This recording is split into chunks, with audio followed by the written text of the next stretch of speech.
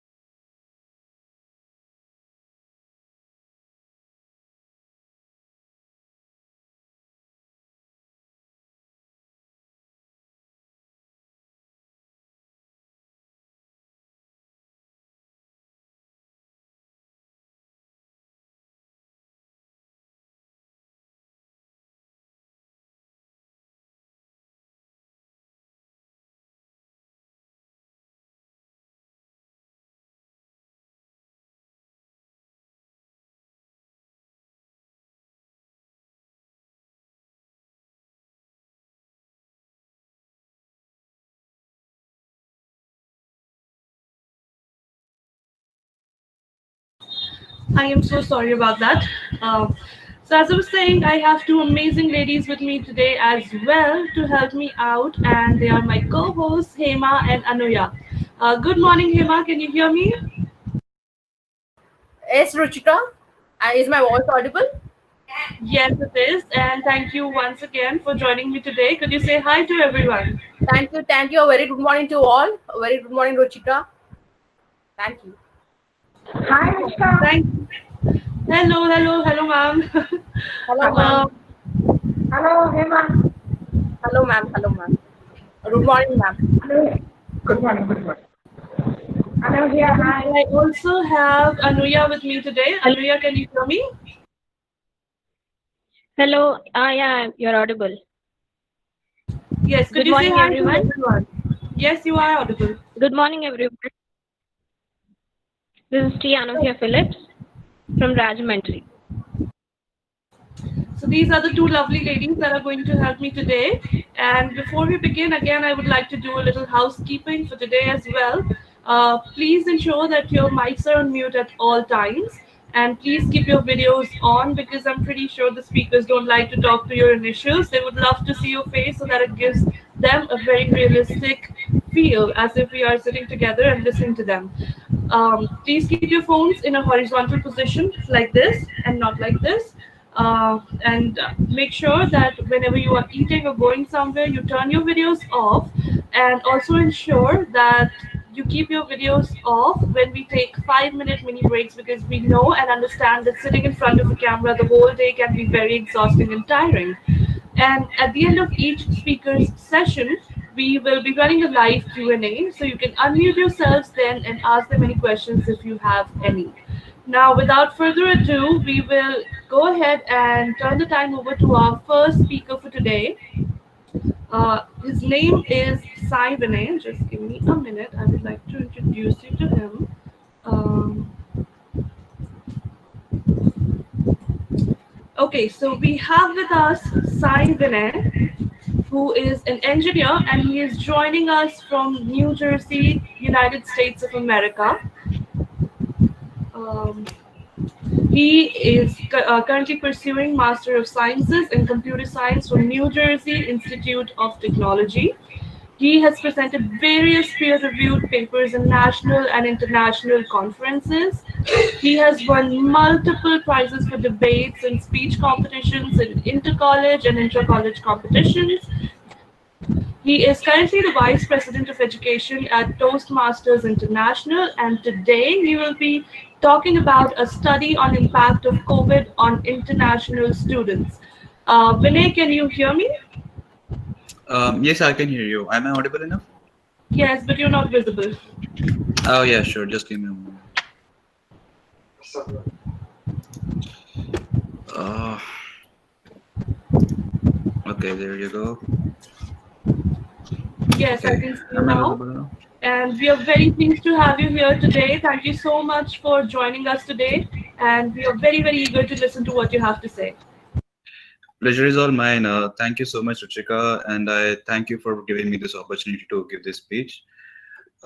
Honestly, I was not expecting to go forward and give this speech, but I realized like someone had to know what the situation is in US because what most people think is when a guy or a girl, like when they come to US, a student comes to us, oh, his life is going to be so much easier. But that's actually not true.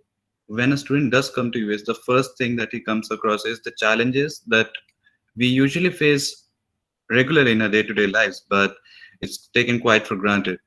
Now, my way of presentation will be a bit unorthodox. I wouldn't directly go and jump into a presentation, like show you just PPT, various slides, and go on and explain about it.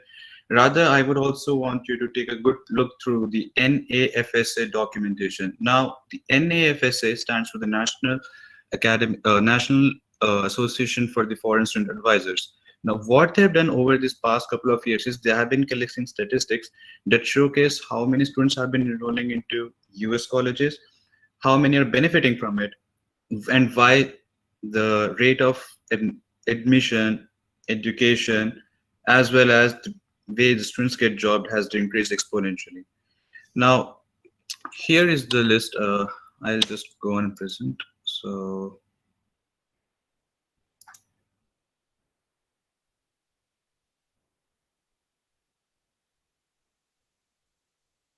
the impact that has directly correlated with the COVID and with the students as well. I would like to show you. Is the screen visible, Ruchika? First, I would like to clarify that thing.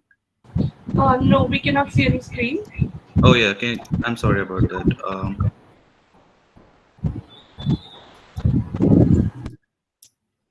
Okay.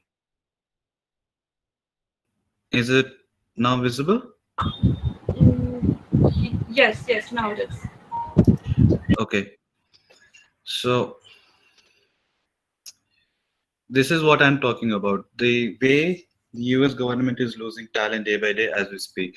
And this is something that as it might seem insignificant, it actually is not. The amount of revenue that the students generate, the international students contribute to the US economy is roughly 41 to 45 billion dollars.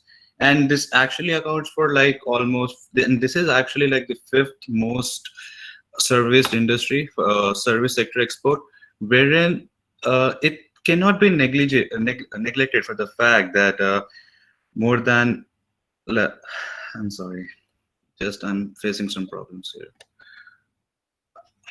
Yeah.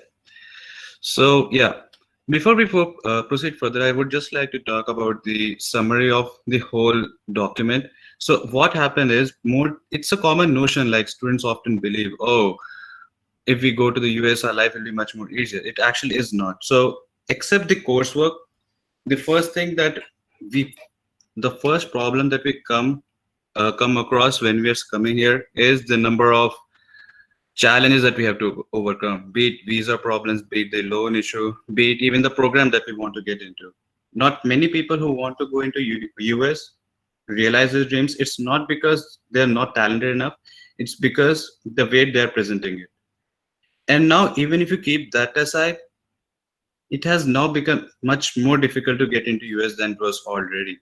Now, before we talk about how it is going to impact the US economy as a whole, first let's talk about the various reasons why the industry is now slowing down and why COVID is even a bigger thorn than we expect it to be. The biggest reason why most students are not able to come to college despite admission is because of the lack of visa. Now, students apply for their go through the whole process day in, day out. Even some students like me even took 1 year to figure out the whole process so that it would be much more easier for us to, go across all the options and not make a hurried decision. Now, when coming to the US, the first thing that people do is go through a list of colleges that they want to get into. Now, once they do that, they realize, okay, I have secured admission in this college. Now, what do I do? What's the next step? And that is getting the visa. But if the visa itself is not approved, and trust me, the rate of visa rejections is just increasing day by day. Now, COVID has become just another aspect for the officials to deny the visa altogether. Now, also the way regulations are being made this day and whatever is being presented in the news, that's actually true. Students are feeling much more unwelcome than they were already. And before India, since I gave you just an idea about how the students revolve around the whole US economy, let me talk about why students, in fact, even choose to go for US in the first place, and how COVID has also impacted us in ways both directly and indirectly. So yeah, so let's start with the basics now. Why USA? The high quality of education. Once we talk about the high quality of education, it becomes apparent, okay, why not India? Even we have distinguished institutes, we have IITs, we have NITs, we have triple ITs, we have the same level of caliber as compared to US universities. That is true. However, we all know that not everyone can get into IITs and NITs. Not everyone has the same caliber. It's just the cream of the crop that gets into it that makes it even much more difficult for students who might not be as talented but are. And this is often ignored. So when US presents us, it lures students like us who are given the equal opportunity to showcase their talents, irrespective of the college they get into. That said, I don't condone those who are into not that much of, bigger colleges. They're just into US for the sake of it, or they just wanted a ticket to go to the US. No, it doesn't work that way here. No matter what college you're in, the curriculum that they give is on par with the best, if I dare say, even with the Ivy League schools, because there have been programs designed in such a way that Ivy League schools have literally taken notes from these specific institutes. I won't name them for obvious reasons, but they revolve their curriculum around the way they have structured it, because that's how effective it is. Next, the international recognition of qualifications. True. If you say that I did a degree from Australia, or if you did your degree from Germany, from France, from Canada, or from US, the first thing that they would look into account is the hierarchy of these countries. Now, I'm not saying that the USA degree that we get is unparalleled, is like better than the ones we get in other countries. It's not like that. However, when it comes to certain programs, we have to make sure that the college and the recognition that we will get for the degree is eventually worth it. That's how it is. Now, if I say that I get a degree for mechanical engineering from US, and a friend of mine gets a degree for the same course, for the same mechanical engineering from Germany, he would have a much higher value, because that's what Germany is famous for, mechanical engineering. Now, this is just an example. Of course, there might be better colleges or even better programs from colleges that might be unheard of. But at the end of the day, here we are talking about the course that we have to get into, the recognition that we get from these qualifications. And in most cases, the degree that we get here is actually quite worth it. And that's why a lot of students do take the risk, do take a lot of loan, do go out of their way, do the unconventional thing, go for it. But when they do, because they know if they get that degree, it is going to be recognized everywhere. And it's not just the education, it's about the work experience as well. More specifically and more importantly, the work environment. And of course, networking opportunities. Now, here in this presentation, I will give you a smaller breakdown as we go on. So networking opportunities, I primarily mean getting to know more people who are in the industry or in the college who are connected to the industry. Unlike most colleges in India, the way this lecture, the way we term lecture, right? The lecture works around here is not just limited to the professor working full time in the college. Almost, no, if not almost, most professors, let's keep it simple, most professors do tend to work in the industry full time. The only time that they do lecture is when they are doing their part time. Yes, it is true. The lectures, the professors, these are all the part-time activities that take place in the college. Most professors are not full-time, and that is because they are in the industry, and they're not, directly working for the industry per se. I mean, they're in the field of research. These are all senior professors who have been in various companies, have pursued various research, and are continuing to do so. And these are the exact professors that come to us and then tell us, like, this is what's going on in the industry. This is what's really important. And that's how we get on-hands experience. Now, this is something that has become a bit diluted, about which we will discuss in the upcoming slides. And of course, research. Now, when it comes to research and the facilities that we get in college, this is something that's literally state of the art, is what I'm going to say. They provide off-cutting technologies. They provide all the support that they can. So when you kind of see all of these coming together, all the resources that they're providing, they're going all out in terms of their funding, any student would be interested to pursue higher education. Any student who is interested to rather pursue higher education would be lured by all of it. And then again, the college alumni networks. Most people after coming here are not just limited to their limited set of friends they surround themselves with. That said, not their friends, not their colleagues, or not even their professors. The ones who have already graduated before us are made to come in touch with the students so that they realize what's going on in the industry in real time. Now, I already mentioned before that professors do tend to give an insight about what's going on in the industry. That's correct. But at times, the information that we have might not be enough. And that comes from these networks.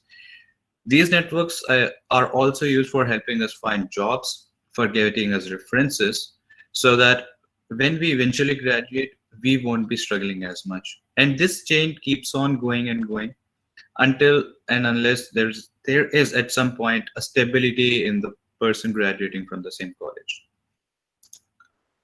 And of course, personal connections. Who doesn't want a white guy in their Indian marriage, right? So some people, yeah, do come here to socialize quite a bit.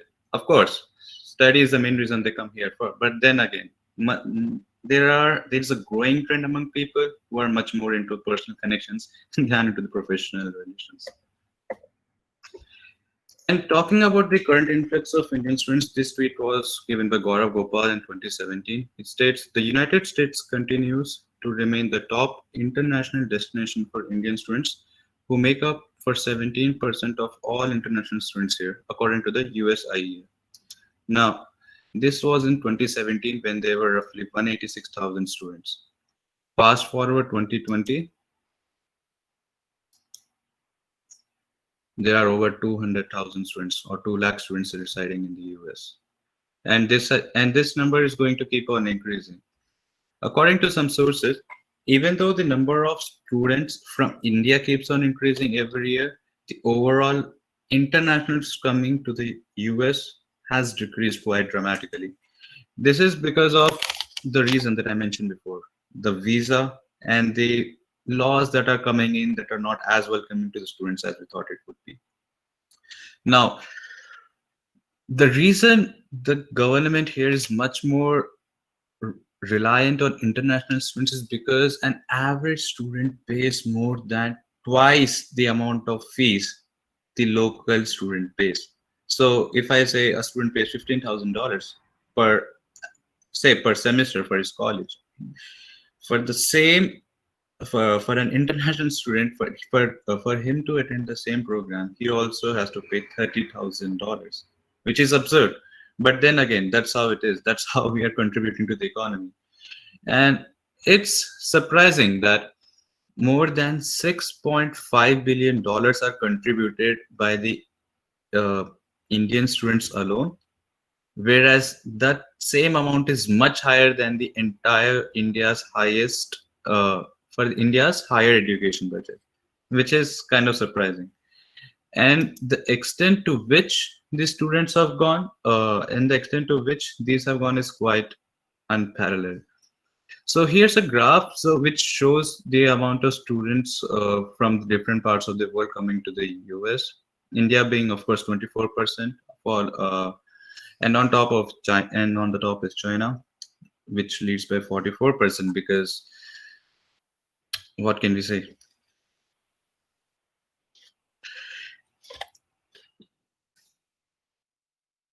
So the first thing that had to happen here when we came was the transition to the online class.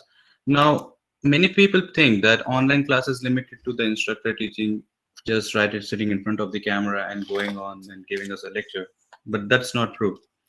There are 3 modes of online instruction that takes place. The first being the converged online classes. So this is roughly what the face-to-face comes to. So in this kind of online classes, the professor is in the college, is physically present in the college along with a few of the students. So to maintain the class capacity, not more than 10 students are allowed in class, and the rest are made to attend the online class from the comfort of their homes. And synchronous online. So in this mode of instruction, it just went along with the face-to-face classes, except everyone used to stay at their homes, and it had the same they are trying to kind of mimic the same effect as we would have if it were a face-to-face class, but it's not working out that well. And the hybrid online course, wherein sometimes there are recorded lectures, sometimes the professor comes and takes in the lecture, or we have to go to the college. It kind of depends on the mood of the professor, depending on how it is. So that's how it's functioning as of now. Even though the classes have transitioned online, there has not been that much of an increase in the way the students are coming in effectively taking the lecture, but it's still a good, still a step in the right direction. Also, in certain states, especially in Iowa and in the central part of the US, there have been a lot of protests going on, saying wherein the students are protesting not to come to the class for the same reason, because most people are being reckless nowadays, saying, oh, COVID is over, we can now roam about however we want to. But that's not true. In fact, it's much more deadlier than before, and it's just people are not taking it seriously. It's kind of ironic, like, but people are doing what they want to rather than what they have to. So when COVID came in, it had impact on us students in more ways than one. An increase in general expenditures, utility consumption, spending more of the time indoors, lack of activity, and loss of motivation. Now, these might seem like, yeah, everyone is facing the same thing, more or less. But we have to realize one thing here. We are not sitting at the comfort of our own homes. We are here thousands of miles away from our family. Now, increase in general expenditures and utility consumption doesn't seem as much, but an average student spends around $700 to $1,000 per month just to survive in the US. Now, when we take into account these small general expenditures, utility consumption, these do add up quite a bit, because a student has a very limited budget and a very tight budget, and the way he earns is restricted to a federal work study program, about which we will talk about. However, it's taken quite for granted. It's too okay. What would happen if there was COVID? He would just have to stay at home. He just has to quarantine. He just has to stay quarantined, right? But that's not how it works. These small factors that we often take for granted when we are at the comfort of our own homes in our home country is something like many people do tend to forget. And it's kind of sad because, as I said before, but it's a common notion that if anyone comes to us, their life is automatically settled. No one tends to see the struggle that one puts in before coming in here, once he's staying in, and after he does his studies. It is never easy.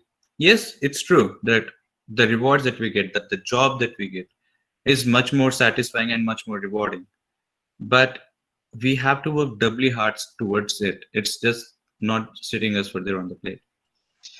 And talking about the removal of the federal work study program, now there is only one way for students here to gain employment and earn when they are studying, and that is working on campus jobs. If an international student, I rather say, works off campus, that means he's not working on any of the jobs that are provided on campus, but going to places like Burger King or McDonald's, that is illegal. And if found out, he will be deported. So the only way that a student can earn in US is by working on campus jobs. By removing that, you're basically cutting the very lifeline on which a lot of students depend to feed themselves. According to a CNBC report on August 24, 2020, over 560,000 students were stripped off for federal works. Now, what this means is, now before even I go further, I would like to remind you guys that there are over 1 million people, 1 million people, no, I'm sorry, not in people, 1 million international students who are here. And of those, roughly more than 50% of the students have had their financial aid cut off because they were laid off their jobs. I can take into account the example of my very own friend. So he used to work on campus. He used to go for his shifts every day for 4 hours a day. And when that was cut off, he found it extremely difficult to pay the rent and even to survive on his own. It's true that he has savings, but that won't last long. And this increases this pressure on the students because not only do they have to maintain their status as a student, but also they have to make sure that their needs are met. How do you say, okay, what exactly has this to got with maintaining a student status? if a student doesn't maintain a good GPA, they not only are they terminated from doing any kind of job, but also they have to get deported. It's not that easy to maintain your status as well. We have to balance all of these things. So when this was removed, the students had no choice but to either increase their loan or ask money from their home or resort to some other stuff. So the average FW award has nearly 1900 for the 2017-18 academic school year, which means an average student earn roughly $2,000 per month. But due to the shifts on virtual learning and safety concerns, everyone is limiting themselves to the online class, which makes sense only if the student has to be safe. But the way it is working as of now is most college students are deferring their admission in this season, in 2020 fall season, because they are not ready to come to the US. Not only because of the policies, but then again, it doesn't make sense for anyone to pay $20,000, come to the US.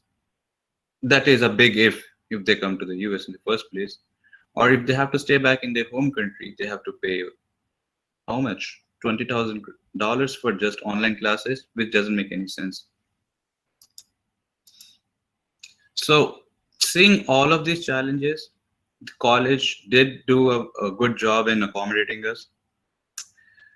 They did, in accommodating us, there were several things, there were several grants, there were several food benefits for students like us who were not expecting anything when things went haywire.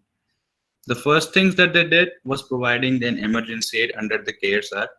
So the CARES Act primarily stands for the Coronavirus Aid Relief and Economic Security, wherein each student got a $500 check from the government. Now, this might seem like a lot to us. It is not. For the citizens of the United States, a stimulus check of $1,200 was given in round 1, and there's a proposal for another round where more students are about to get another round of $1,200. So for us international students, we were only stuck with 500. But then again, we can't complain because hey, we came here knowing that well enough. If something bad happens, we are on our own. But something is better than nothing, right? So we can't really complain. The food pantry, again, this was an amazing thing that literally saved lives of hundreds of students, if not thousands. So the way it functions is college gives us groceries or the essentials once a week, every month. So because of that, the amount that we used to go about and spend in groceries was cut down by almost half, and that actually means a lot. The PPE kit distribution. So the PPE usually stands for the personal protective equipment, as most of us know. So they handed out kits to all the students, and this kit included sanitizers, masks, gloves, and even thermometer, just to make sure if you are maintaining your temperature or not. And the changing reading schema. Yes, this is something that I want to talk about. When I earlier mentioned there was a loss of motivation and we were spending more time indoors, this is what I meant. And how it is related to grading? Now think of it this way. We are sitting at our homes all day, every day, surrounded by 4 walls. We are already losing our motivation. Okay, why did we come here? We should have stayed back in our home country, prepared some more, and perhaps gone for some other college. This loss of motivation is just the beginning. What happens afterwards is you tend to lose your focus and you kind of become depressed, and the mental health that you have tends to get declined day by day. And that is something that is taken quite literally for granted, because it's like students having mental health issues is something that is taken very lightly. As sad as it sounds, it's actually true. And that is the reason we have psychologists in the college, but no one goes to them because they're afraid of speaking on their own minds.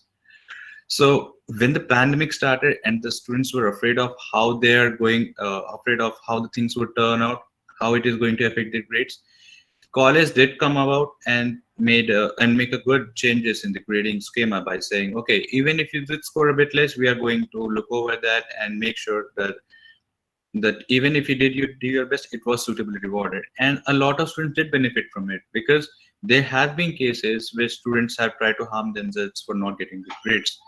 And yes, it's not just limited to our country, but it's limited here, but it's prevalent here as well.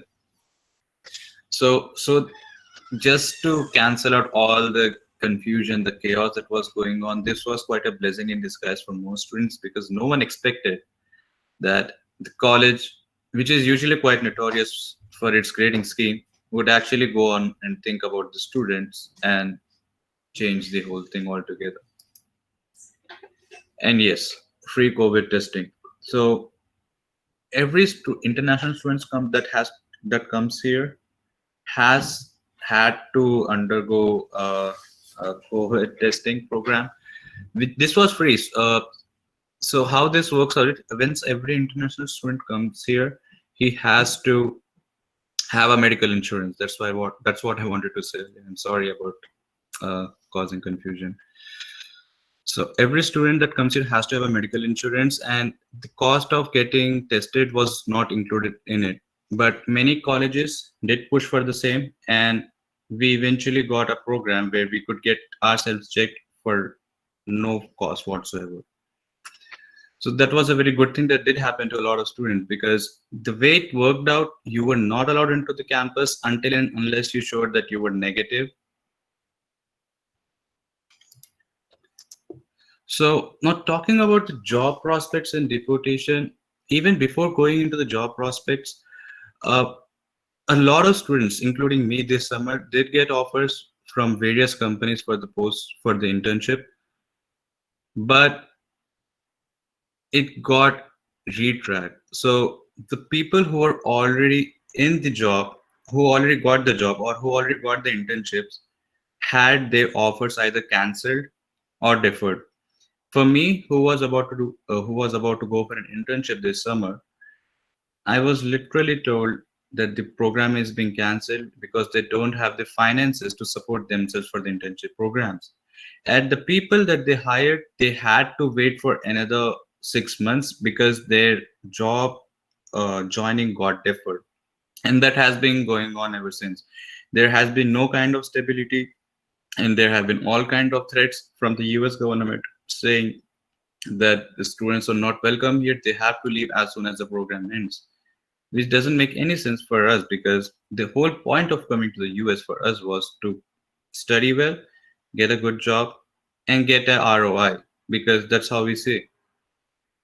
And cutting that very essence off and having to worry about maintaining the status or even losing it for that matter is something that scares us every day. These are a few articles that if you search the internet that you will come up with.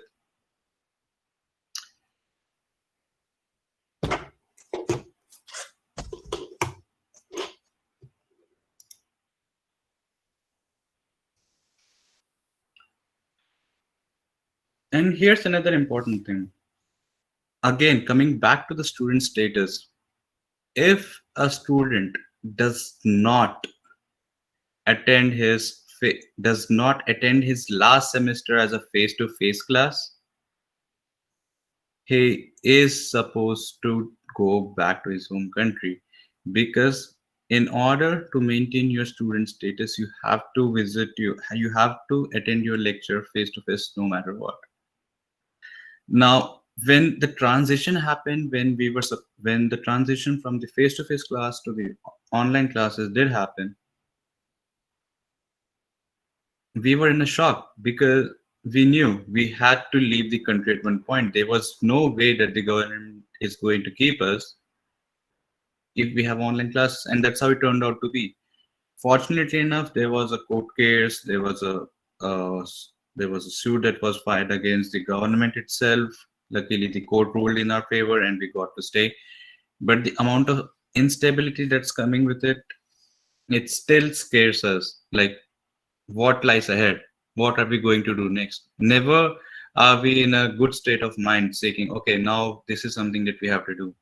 We live in a constant fear every day, thinking, okay, this is my last chance. I know I'm kind of painting a very grim picture here, but it really isn't. On the brighter side of things, having to stay in your own place, getting the time to learn new skills with the ability to polish your own skill set that you have nurtured over these years does take a turn for the good. And honestly, that is the only thing that is keeping us afloat right now. So thank you. If you have any questions, the floor is now open. Thank you very much, Vinay. This was such an insightful presentation. And first of all, I would like to thank you for joining us today, because I know that you joined at 1 a.m. at your time. And I'm really, really grateful that you agreed to do this. There were a couple of really great points that you mentioned in your presentation that I personally really liked. You talked about world-class research in USA, and I think that is something that needs to be practiced in India as well, because we focus a lot on theoretical knowledge, but not on the practical knowledge. But practical, or doing something practically, is what helps us retain information very easier and for long term, as compared to what we read in a book. You also talked about that about 200,000 Indian students are in the US, which is about 24% international students that are staying in the USA, and we are paying about 2 times the fees that local student pays in the US.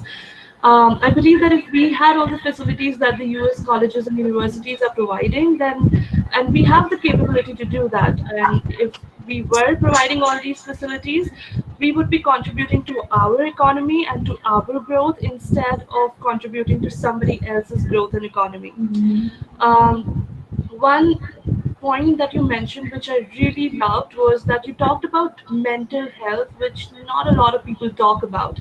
And we put emphasis on physical health. We see, okay, somebody has a wound and we take care of them or something like that. But when it comes to mental health, we don't see it as a health issue.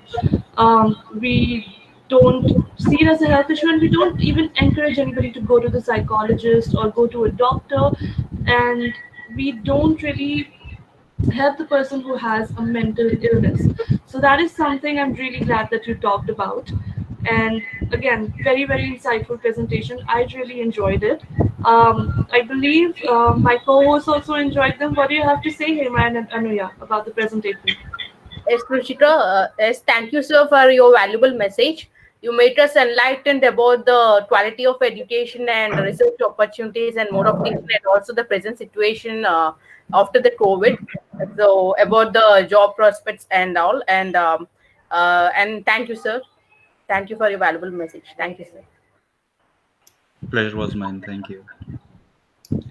Okay, so now it's time for the question and answer session. If anybody has any question for Vinay, you can unmute yourself and ask the question. Sir, sir, it's a nice presentation. Whatever there is happening, you presented everything in that scenario. Sir, I have one question that people generally use it to say that whenever you are doing any work here, if government is asked to do another hour, so many people don't like to do that. But when they go to America, they're doing continuous hours, whatever they gave the work, they are doing continuously. That means here, government is spending all the money on the people to do service here, but they're going to the foreign country to do service there.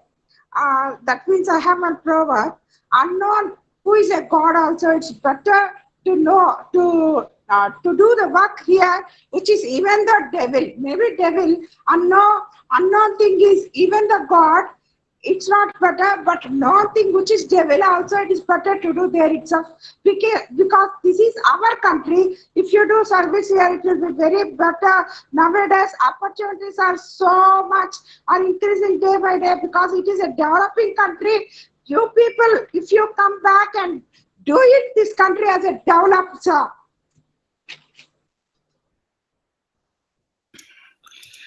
Hi, that is true actually, and that's actually concerning because when we talk about the term brain drain, this is exactly the term that comes to our mind. And yes, it is True. That the amount of work that we do here at times is much more compared to what we do in our home country. But there is a small difference. The thing is, let's even before talking about jobs, let's talk about the grocery stores, about the retailers. So when we go to like places like Reliance Fresh or Big Bazaar, when we see a cashier, we don't like. There is a tendency among people who don't give as much respect to the cashier. They're like, here it is my card, here it is my grocery, here it is like that. No, there is a dignity of labor that the people recognize here. You are treated as equal no matter what kind of job you do. The amount of work that you put in gets recognized. On the other hand, there have been a lot more instances as compared to here. If you do the same amount of work here in our home country, you won't be recognized for your efforts. Someone else might come in and take in the credit for the hard work that you're putting in. However, when you talk about US, the one thing that's good about here, I'm not saying, oh, it's the exact opposite of what happens there. No, I'm not saying that. Every country has its advantages and disadvantages. The pro of working here is the amount of effort that you put in does get recognized, and irrespective of the job that you're putting, there is always a dignity of labor that comes with it, and people do treat you with respect no matter what the work you do, and that encourages you to work even more efforts no matter what you're doing. And that is the driving factor. That is what pushes people to do much more than they did back here. And coming to this part, like, oh, the our country can develop if we come back and join the companies. That is true, and that is our plan. Yes, it might seem like a trend. Many people who come here to the US do stay here, but times are changing. I literally have met a lot of my seniors and a lot of my friends who don't plan to stay here. They just plan to stay here for a period of 5 to 7 years, depending on OPT or the legal duration of stay that they have. And then if they do come back to their home country, not only are they bringing the experience with them, they're also bringing in the expertise, the work culture. So that is how it is going to transform, and that is how it is transforming. Not only are we adapting to the rapid changes that are happening in the industry, but we also have to adapt in the way that we are working in that environment. So even though the process is slow, people are coming back, and they're going to continue to come back, and that is how it is going to develop, and that is how it is going to be. Vinay, thank you very much for joining us today in this webinar, and you have given a very nice idea about how and what kind of problem the students are facing internationally. Responding to the comments, that a wonderful comment that Dr. Sandhya Rani has given about brain drain, would only like to say that Vinay he is still studying masters in US, and he has to think about employment. At this tender age also, he is thinking about his employment, not about his studies. His half of the brain is working for looking at his future. What is he going to achieve after the education is complete? This is something which is unfortunate. In fact, in my opinion, if one has sufficient to eat, one has sufficient to feed his family, and one has sufficient to manage his and protect his family, I don't think somebody would like to even leave this country and go. It is so unfortunate that in IITs, AIMS, IIMs, such huge amount of money is being spent on teaching and educating a student in India who is born and brought up in India, but after he is educated and he is well versed in all aspects and has gained too much of knowledge in his subject, and when we are expecting that now he will serve this country, our own country, Bharat, then he leaves this country and he goes and settles in US or some other country. Why is it that? Why is it that we are spending so much money to bring up a student, to educate a student, and then utilizing him and his brain for some other country to develop. If you think seriously about it, this is the job of the government, and then you will say that I'm talking very harsh. No, it's not harsh. It is actually correct, because most of the people in India are poor. You have to manage all these people in a way that they do not have to think about employment. They do not have to think about anything other than education, so that he is able to take proper education. And then he has to make up his mind that, no, I'm not going to leave this country. Don't you think, Vinay, what I am saying is right? That is correct. But sir, I have a small, I don't have a small doubt, rather, I just have this fact that I came up with. When I was going through all the statistics and the research, there was this fact that came up. Like, how many did I say in 2020? Only like 2 lakh students, Indian students are in US, right?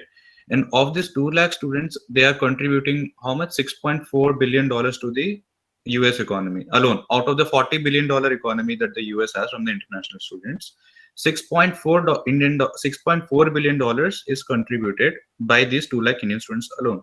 Now my question is, this amount is much higher than the entire India's higher education budget. My point is, when we talk about BTech, when we say that someone is an engineer, the first thing that comes into our mind is maybe he did not do something in life and that's why he's an engineer. In how it has worked so far is, people do tend to find their passions after pursuing engineering, because that's how it is. Everyone is focused towards having this job oriented mind even when pursuing engineering. It's not like after coming here or before coming here we are thinking of developing our skills. No, we do want to do it, but the way it is, it has the entire education has diluted down, is what my point is. Yeah, but there tell me one thing. Who is responsible to allocate budget in India for education? Is it the public? What does the public has in hand except for paying taxes that we are doing? And if we don't pay, then we are going to jail also. But what happens when the taxes go to the government? What do? Are they really utilizing the taxes in proper way? Are they really utilizing the taxes in proper way? I don't think so. Because my simple question is that if you get everything in India, supposing you are a very poor man, you are not having anything to eat, and somebody calls you and tells you that you come and take food in my house, what will you do? Will you go or not? You will go there. But that depends on who is asking, right? You will be obliged to him also. Okay. And when you will be obliged to him, you will do what he says. You will serve his house also. So once you go to US and take their service of taking education, then how can you deny service to that nation? So we are not denying here. My concern is very small concern. If we are born and brought up in this country, we must get full rights to exercise. That is not happening actually. Why are we forced to go to the other country? Are you going happily? Your parents are in India. What are they feeling about you? Simply one thing, okay, let us somehow sustain this injury of being departed for 3 years, 4 years, 5 years, or maybe 10 years. But why? Because Vinay is going to bring in some money. So money is the ultimate thing. Why are we forced to think on those parts? Your 50% brain is working only to manipulate and earn money, not in education. For every student, this is applicable. How and why it should happen like this? Do you know that India has the best brains on the earth? And then you say Just now, Dr. Sandhya Rani was saying that India is developing nation. Only a few days back, I was going through the website and I saw that India is a developed nation. Suddenly, I thought, how it is developed? 33% people below the poverty line, 30% people poor people, 30% people are backward, 30% people are downtrodden. What remains? What remains? Are these people all developed? And if these people are not developed, how our country is developed? Yes, we have put a poster, our country developed. We have put a hoarding, our country is developed. So that is what is my question. Why can't we develop this nation in true sense? This nation can be developed in true sense only with one feature in it. What is that feature? No one should be in this country of the level whom we can say that he is a downtrodden. Why is he a downtrodden for last 75 years after the independence? Why he could not be brought up? Does he carry a certificate from the God that he is a downtrodden? The people of this country have made him a downtrodden if they have named him.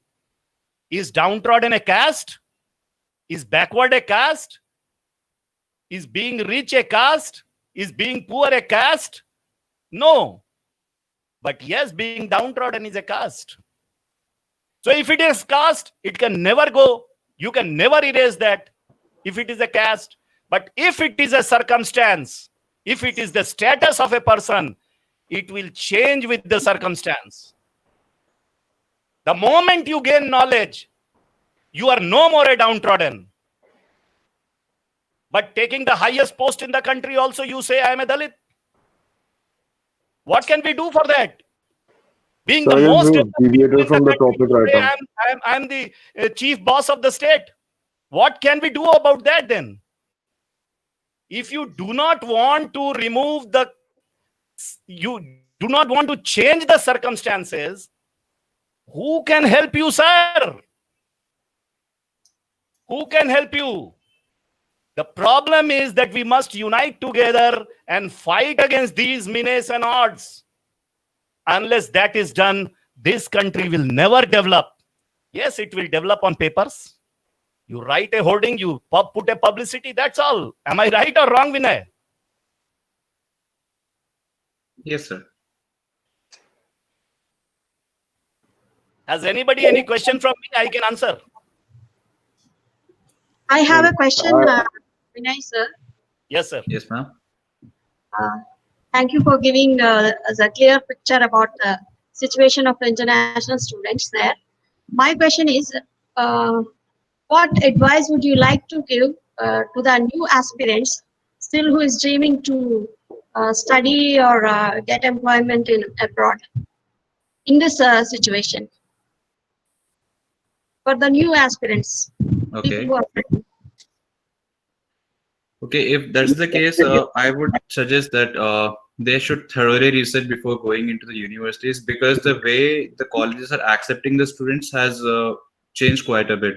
So I'll give you one example. So there is this one student from Albany in New York, which is quite a small part of the state. Now, she did not get into any of the top colleges earlier, and she did apply for Ivy League colleges as well as colleges like UCLA, which is the equivalent of these top schools.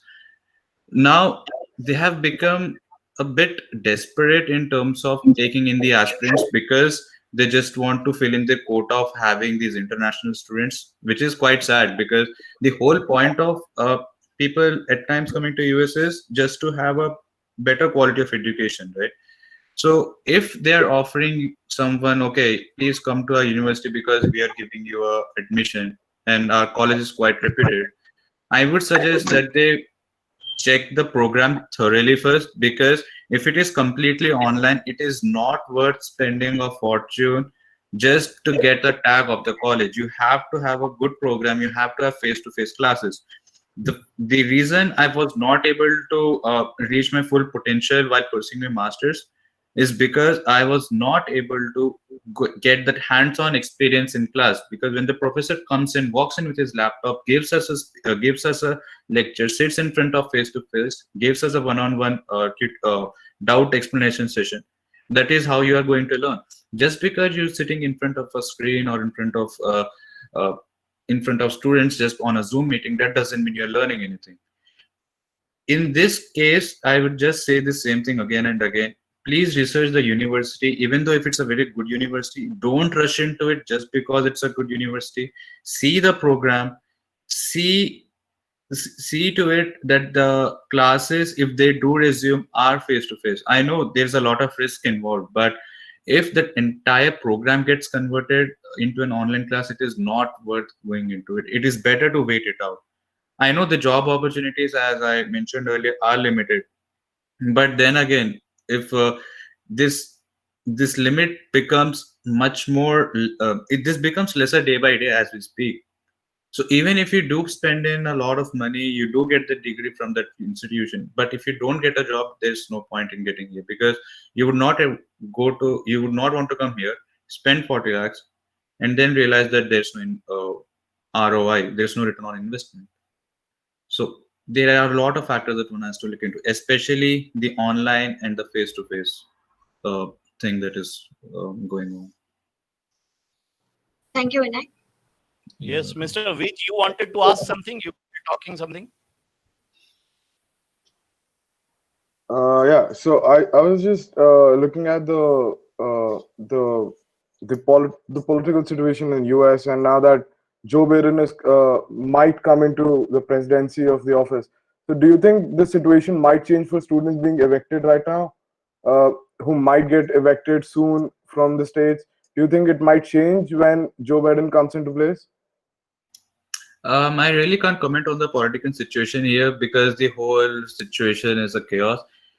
You might have seen, right, that even the president of the United States has come down with coronavirus. The reason I'm bringing it up is because the ways things are functioning here, there's nothing that's going to stay consistent. Everything is changing day by day. They are bringing in new proposals, new rules to sometimes boost the students because they feel they are a threat to their economy, they're a threat to the American jobs, to the American people in every sense of the word.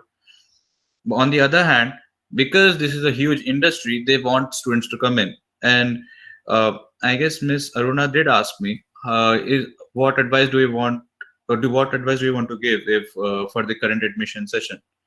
And that goes for the same situation. It is really, really inconsistent. There is one rule that can say it is better if we are accommodating more students. We want you guys. We are diluting the visa form, visa process, and everything so that you can come in. But the moment you come in, you can also. The other day, the news can also be, we don't want international students. We want you out because you guys are taking our jobs. The economy is slow. There is no more hiring.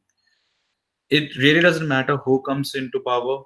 It's just a political gimmick at this point to earn the followers or to lose the followers. If it's some ex-president, if it's some ex-followers, if he says he will boost us, he might gain more followers. But if someone says, oh, we'll get in more international students, he might not get the support. But he might get support from the other section of people saying, oh, he's very open-minded, stuff like that. There's no political mileage. It's just pure, just to gain audience is all I can say, pure TRP at this point. Because the presidential debates are going on, God knows what. And what's going to happen is something no one knows. Thank you, Vinay. Thank you very much for giving us this so nice information about education system and other things. And I am sorry, don't feel bad about what I have said. I have not said No, nothing. sir. It is only that I have pinpointed the shortcomings in our country. It should be rectified. That's all. I don't want to see any people who can be called a downtrodden, who can be called a poor, who can be called a Dalit, and who can be called a backward. I don't want to see any person of that category. So I want everyone to develop. That was the only idea. I have not tried to defend your theory, your talk, anything. And thank you. Thank you very much. And Ruchika, I think we are getting delayed. So please. Thank you, Vinay Garu. Thank you, Vinay Garu. Thank you for giving me this opportunity, Mr. Srivastava and Ruchika. Thank you so much. Thank you, Vinay. Again, a very insightful presentation. We all really enjoyed, and that was a very interactive session. So thank you for joining us, and I hope you have a wonderful day today. Okay, thank you. Okay, so we are going to move ahead with our schedule now, and now it's time to call our next guest, who is Professor Hamid, and I would request Anuya to please introduce him to us.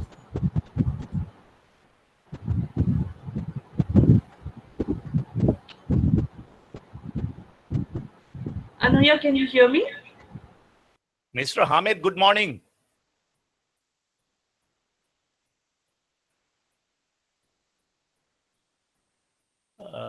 Your audio is not, your voice is not audible. Ruchi, can you hear Dr. Hamid? No, I cannot hear him.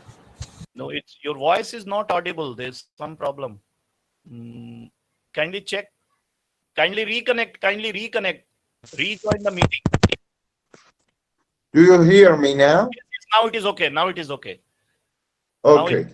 Thank you very much for joining us. And I'm sorry for the delay because the other speaker had an interactive session and he was talking to people, and that is how we got delayed. I'm sorry. No worry, man. No worry. Now is your turn, and I think people will take half an hour more. You also in question answer session. Yeah, thank you. Our people are very good to question on everything. Oh. Yes, so Anuya, if you can hear me, could you please introduce Professor Hamid? Yes, ma'am. I'm privileged to call upon Hamid Solomon-Zadeh, the film critic, filmmaker, actor, author, and a university professor. He was the head of International Department of 31st International Film Festival for Children and Youth as well as. He is now the official member of International Federation of Film Critics, European Children Film Association, and also Iranian Short Film Association. He made 6 films and participated in some national and international film festivals. He got a role as a lead actor for well-known Iranian short film titled The Outsider. I'm very happy to welcome you again, sir. Can I have you on the stage, please? Thank you so much. Thank you so much, Anuya. And hello, everyone. Thank you so much for giving this wonderful opportunity to me to be part of international webinar, Future Education and Career COVID Aftermath.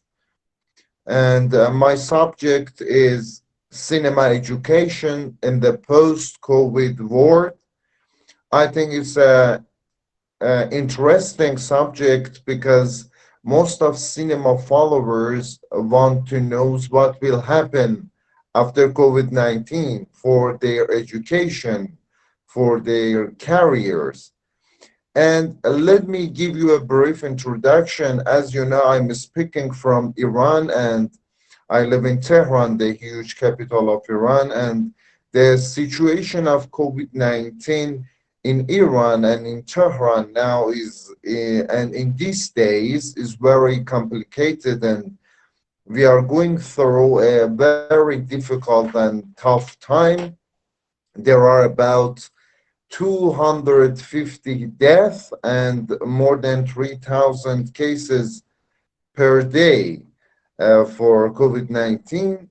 So this situation has deeply affected both us and all the people of the world. I hearing also bad news from India about the COVID-19, from Europe, from America, and yeah, we are all involved with this killer virus, and this situation face us with new problems, with new concerns, with new challenges every day, day by day.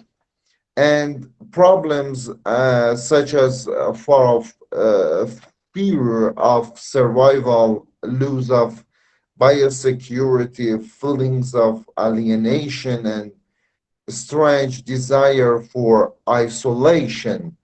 It's a kind of common feelings between the people of the world who lives in any point of the world. But behind these scary problems, behind these scary challenges and difficulties, some opportunities are also created in some fields. For example, in the field of cinema and in the field of theater. Let me back to my right subject, cinema education in the post-COVID-19 world, and explain it more.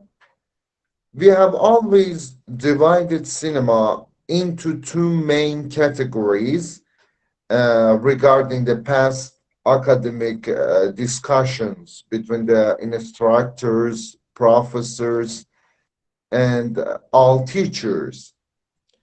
The first one is mainstream cinema like Hollywood, Bollywood, Tollywood like Bengali cinema, and Nollywood located in Nigeria. And the second one is independent cinema. You can find independent cinema as a margin of mainstream cinema in all points of the world. For example, if you focus on Europe, after the Second World War, some independent cinema waves comes out and bring out from the side of mainstream cinema. For example, in France, in Italy, in Soviet Union. Yeah. And during the COVID-19 spreading and with the closure of companies and their massive productions, there is an opportunity for the growth of independent cinema and independent education. I will tell you what does it mean. That is almost unprecedented in the last 100 years, actually. And independent cinema that emerges from new, deep, and often poetic thoughts, and its production depends on the experience of painful suffering, not something like a faculty product, like companies' production. For example, Warner Brothers and some, American companies who works as a part of Hollywood, and it's the same in India with Bollywood. And the quarantine period promotes the growth of experimental views in cinema, and this is what strengthens independent cinema and education. The growth of independent cinema, which has arisen in unpredictable circumstances, has frightened with company cinema, actually. Some fields grew up, like solo filmmaking, mobile filmmaking, family filmmaking, low-budget filmmaking, idea-oriented filmmaking, and etc. Are types of cinema that have grown significantly in recent months. And for sure, this situation affects on education for filmmakers and for film students in any point of the world. The international instructors for cinema focus on these subjects. Mobile filmmaking, solo filmmaking, I told you, and I mentioned here the titles. And this statistic shows that cinema in the post-corona or post-COVID-19 era will not be like before. And of course, education will not be like before. And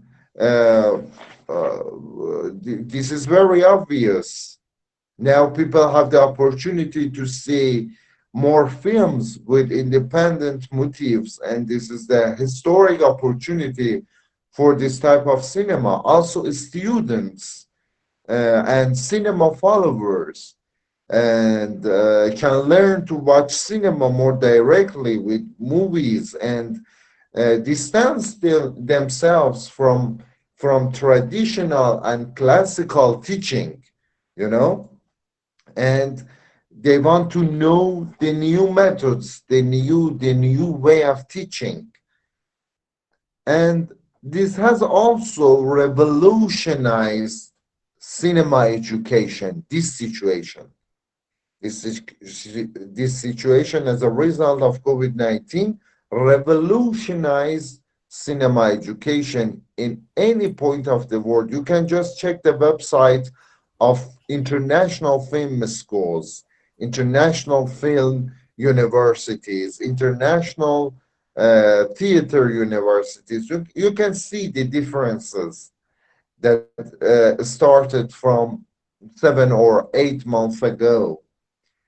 Now the opportunities are easy access to international masters, experiences of watching less seen films for the educational program, discussion with young filmmakers and young students from different points of the world who are not able to attend physically in film schools, in film universities, in film festivals. Everything is going to change. Although we all miss the physical presence in a and face-to-face education, and there are some disadvantage for this, but the advantage is looking forward to 19. But I think we see the new situation. I think we will see films after the COVID-19, films and education for cinema more deeper, more ontological, more philosophical. We will encounter training in newer and more dynamic ways, because the humanity, the all the part of humanity knows about the limited time to do something unique. And in other side, the carriers in the cinema will threat. For example, some traditional carriers will threat to ruin, to destroy after the COVID-19, and some modern carriers comes up and improve and develop, like CGI carriers for special effects fields in the post-production phase of filmmaking. Yeah, but the traditional carriers are really threats, and unfortunately we will lose very big part of employees for this kind of carriers, and it's so sad, it's so pity. Maybe some of them can update themselves with learning and training the new jobs, the new careers in the field of cinema, who works and operates more with the systems, with like PC, laptops, and some softwares for editing movies, for special effects, and something like this. And if you again focus on the course lines and yeah, the title of courses of film schools, most of them try to focus on post-production courses for the field of cinema, like editing, like color collecting, like yeah, sound designing. Yeah, it's very important. I'm so sorry, my time is very limited and I have to go to another meeting, so I make a conclusion. I'll repeat a sentence that is like it very much. A city without a cinema is like a house without windows. I hope that the windows will open to the cinema as soon as possible, because the cinema can deeply tell us what has happened to humanity during the COVID-19. So, thank you so much for your time and consideration, and best greetings from Tehran. Thank you very much, Professor Hamid. This was such an amazing and interesting presentation and speech by you. Uh, if you talk about me, I'm personally really interested in this field, the entertainment and acting and filmmaking field, because I think it's a very interesting subject and field. And being an actor is a really difficult job. Like, I'm not trying to disparage other professions, but I believe that portraying somebody else, forgetting about your own character, is one of the most difficult things one can do. And I also think that because of the coronavirus pandemic, the filmmaking, as you also mentioned, the filmmaking courses and the education is really affected, because that is something that has to be taught practically. Like, you cannot teach filmmaking or acting theoretically. Nobody can read a book and learn how to do that. They need a hands-on experience. And yes, I really enjoyed what you said, and it was very Thank you so insightful and much. informative. So thank you very much for being with us. And I think there were some technical issues with my co-host while she was introducing you. And I would like to introduce you once again, because you're such an eminent personality that I want everyone to know about you. So, if I talk about Professor Hamid, he is a film critic, a filmmaker, actor, author, and a university professor. He is the official member of International Federation of Film Critics, European Children's Film Association, and Iranian Short Film Association. So far, he has been among the selection committee and jury members of many national and international film festivals like Isfahan International Film Festival for Children and Youth, River International Film Festival in Italy, Seoul Youth Film Festival in South Korea, the Taito International Children Media Festival in Ukraine, Kazan International Youth Film Festival, Zero Plus Film Festival in Russia, and Hero and Time Film Festival again in Russia. He was the head of International Department of 31st International Film Festival for Children and Youth, as well as 31st Iran International Academic Theatre Festival. Daily Deliriums of the Sleeping Man, and A Cinema in Iran, Sohrab's Shahid Cinema, and A Glimpse into the History of French Cinema are among his writings published by the Deprived Publications, Tehran University, and Lambert Publication, respectively. He made 6 short films and participated in some national and international film festivals. He got a role as a lead actor for a well-known Iranian short film titled The Outsider. Sir, we are very honored to have you here, and we are very honored to have gotten the opportunity to listen to you. Thank you so much for giving this opportunity to me. Thank you. Thank you very much, Dr. Hamid.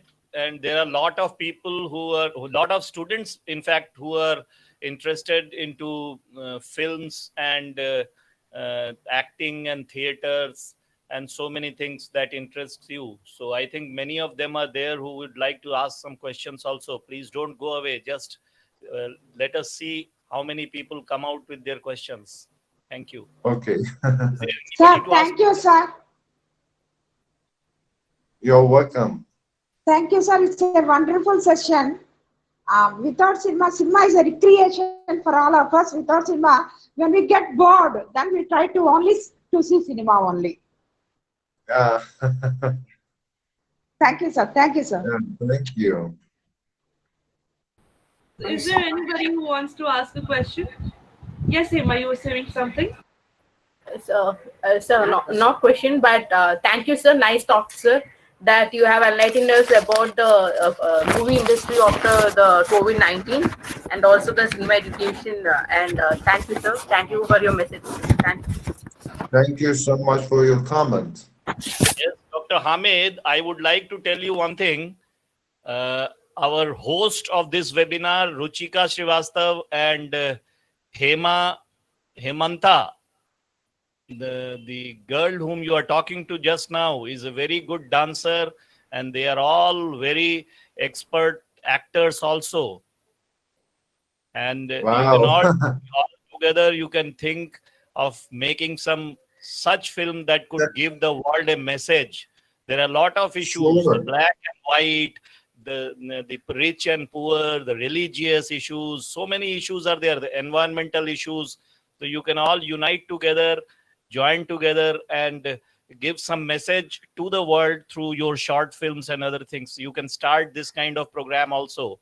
So I have introduced these two people to you today, and whenever you happen to come to this country, you please contact them, and you should uh, mm, get them with you on your cinema work. Sure, why not? Yeah, this is my honor and very good opportunity. Why not? Thank you, Yeah. sir. That would be our honor, sir. It would not be a project, but it would be a learning experience for us, like learning from a great personality like you. That would be our honor. Sir. Oh, thank you. Thank you, sir. Thank you. So, is there anybody who wants to ask Professor Hamid any questions? They can unmute themselves and ask the question.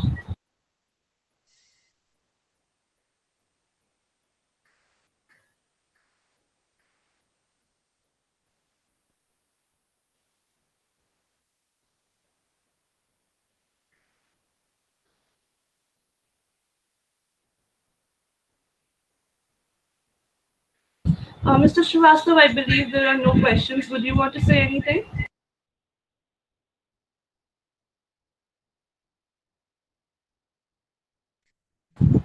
Sir, you are on mute. Dr. Hamid, will you stay with us for some time, or you are leaving? You have I another have appointment? to, I have a time for 5 minutes. I have a time for 5 minutes. Five Maybe minutes is after okay. lunch, if you have some time, you come. I will show you some other very good singers and others. They are also joining us, and maybe you can see them. These are very good singers. For sure, for sure. It depends on my next meeting. I really like to follow the webinar. It depends on my next meeting, how long is it, but I will try to join you again. Yes, if you have time, please do join us after the lunch. Anytime, because in the valedictory session, we will be having some classical Indian dances, some Sure. songs, many other entertainment items we are going to bring about in this platform. So you please join us, and thank you Sure. very much for joining us here. I am really grateful that you have spared so much precious time. And if I happen to come to Iran, I will definitely meet you. And if you happen to come to India, please don't forget to meet me. For sure, for sure. In hope to meet you again. Thank you and goodbye. Hope to see you and your team face to face, and bye-bye. Thank you so much. Sir, bye. Well, we will move on to our next session now. And before that, it's time to take a commercial break for 5 minutes. So I would request you all to stretch your legs and be back in 5 minutes, because we will start in precisely 5 minutes. Now it's time for a commercial break.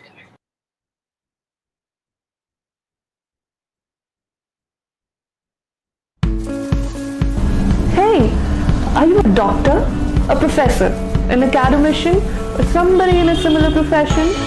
Are you looking for a research journal to get your research paper published which can benefit the nation?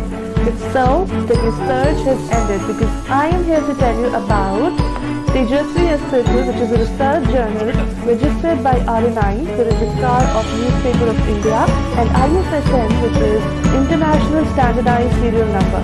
To get your research paper published with Tejasvi, which is a registered magazine with Government of India, you can log on to our website www.tejasviaspitra.com, or you can also send us an email at editor.tejasviaspitra@gmail.com. You can also get your article published with Tejasvi Astitva web portal, which you can find on our website www.tejasviaspitra.com.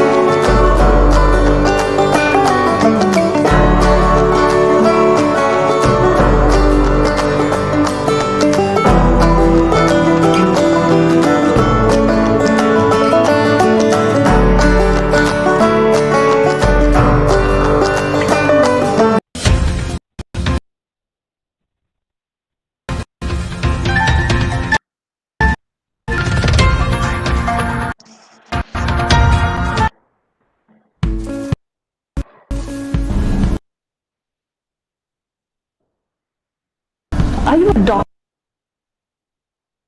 admission for a profession for a research journal published which can benefit the nation? If so, then you search here because I am here to tell you about Tejasvi Astitva, which is a research journal registered by RNI, the Registrar of Newspaper of India, and ISSN, which is International Standardized Serial Number. To get your research paper published with Tejasvi Astitva, which is a registered magazine with Government of India, you can log on to our website www.tejasviastitva.com, or you can also send us an email at editor.tejasviastitva@gmail.com. You can also get your article published with Tejasvi Astitva web portal, which you can find on our website www.tejasviastitva.com.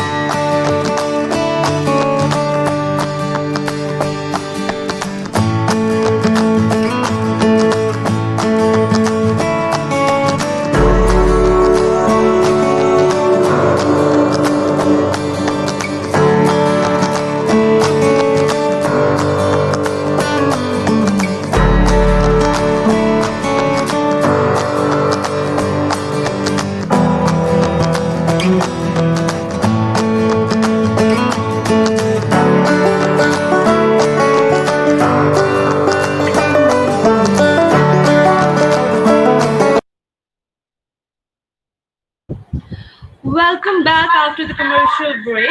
I hope you all had, you all were able to stretch your legs, and I hope you all are feeling better now. We will now move on with our schedule, and our next speaker is Dr. P.B. Bulabel Bensi, and she's joining us from Tamil Nadu. And I would request Hema to please introduce her with all of us.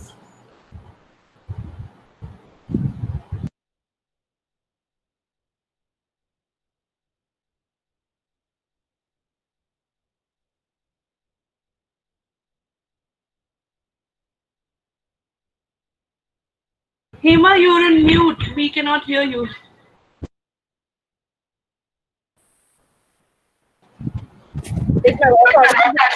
Yes, please go ahead.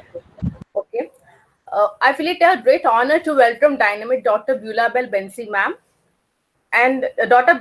P.B. Bulabel Bensi ma'am, Assistant Professor, Department of Education in Mother Teresa Women's University at Kodaikanal, has been teaching, doing research, and in administration for more than 15 years in higher education.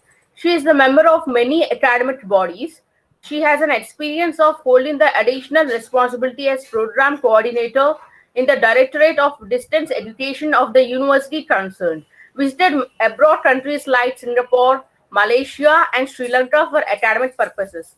She is the editor of many national and international journals. She served as resource person, chairperson, and invited speaker in many academic forums in India and abroad too. She is guide in PhD, MPhil, and MEd, scholars in education. Her area of research includes innovations in teaching, learning process clubbed with ICT and educational psychology. She has multiple post-graduations in chemistry, education, psychology, sociology, English, and distance education. She cleared her national level eligibility test in education, and she qualified her state level eligibility test in psychology and sociology. She participated and presented papers in more than 150 national and international seminars, conferences, and workshops. She published 50 articles in national and international journals.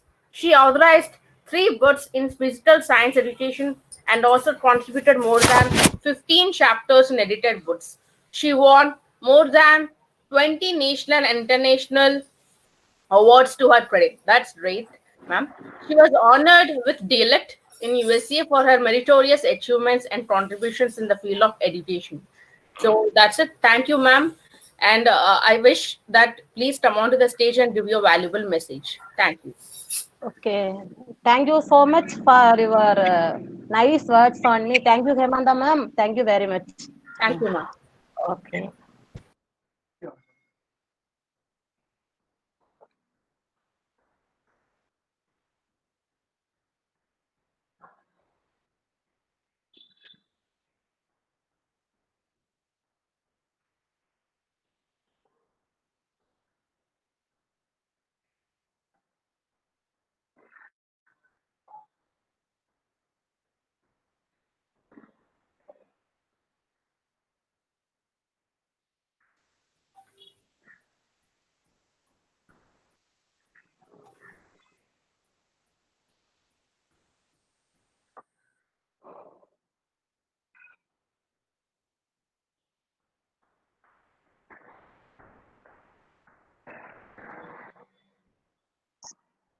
Hello. Am I audible? Yes, yes, you are audible. Yes, yes, sir. Okay. Ladies and gentlemen, a very fine good morning to one and all present here. And it's my pleasure to be a part of Tejasvi Astitva Foundation on behalf of the International Seminar on Future Education COVID-19. And I take this opportunity to share and interact with you on SWOT analysis, a psychological technique which is used to analyze any situation, that is the present and the future situation. It is a very good technique which is used in our personal life and also in situations and in management and in organizations, administration, in everything we can use the SWOT analysis for the predicting the future and also the analyzing the present and also analyzing the future also. So let me move on to the slides. First, SWOT analysis. Here, SWOT analysis was developed by Albert. Is my screen visible, sir? Yes, ma'am. Yes, okay. Yes, yes. Okay. SWOT analysis was developed by 1 minute.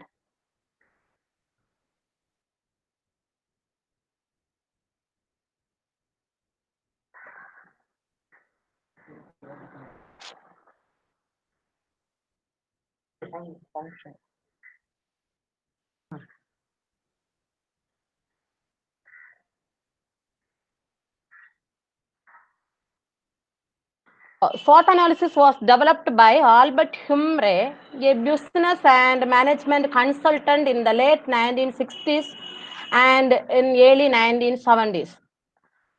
It is an approach to analyze the strength, weakness, opportunities, and threats of a person, process, situation, or a business. Here, SWOT analysis makes the objectives that are realistic and it is attainable and it will minimize the risk and maximizing the efficiency. Here in SWOT analysis, it is a business analysis technique that your organization can perform for each of its products, services, and markets when deciding on the best way to achieve future growth. The SWOT analysis is a popular and versatile tool, but it involves a lot of subjective decision making at each stage. This process involves identifying the strengths and weaknesses of an organization and the opportunities and threats present in the market that it operates in. Here, the first letter of each of these four factors, strength, weakness, opportunities, and threats, creates the acronym SWOT. That is what is SWOT. It is called SWOT analysis.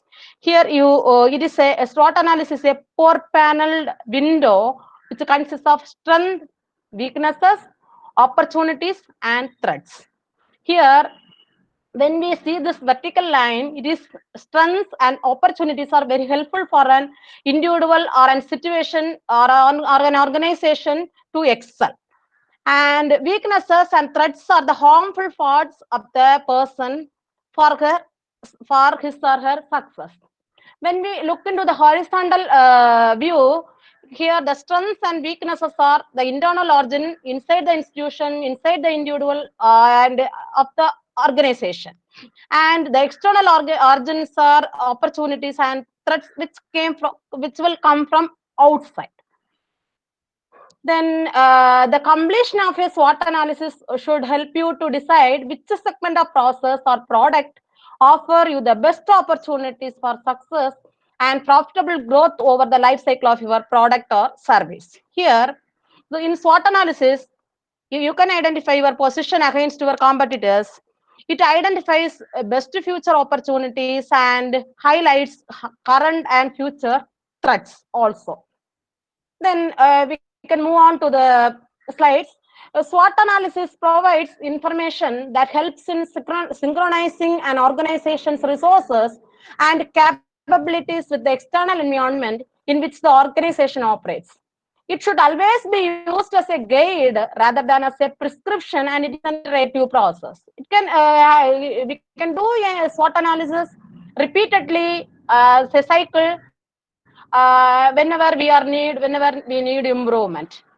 The acronym SWOT stands for, I already said, it is strength, weaknesses, opportunities, and threats.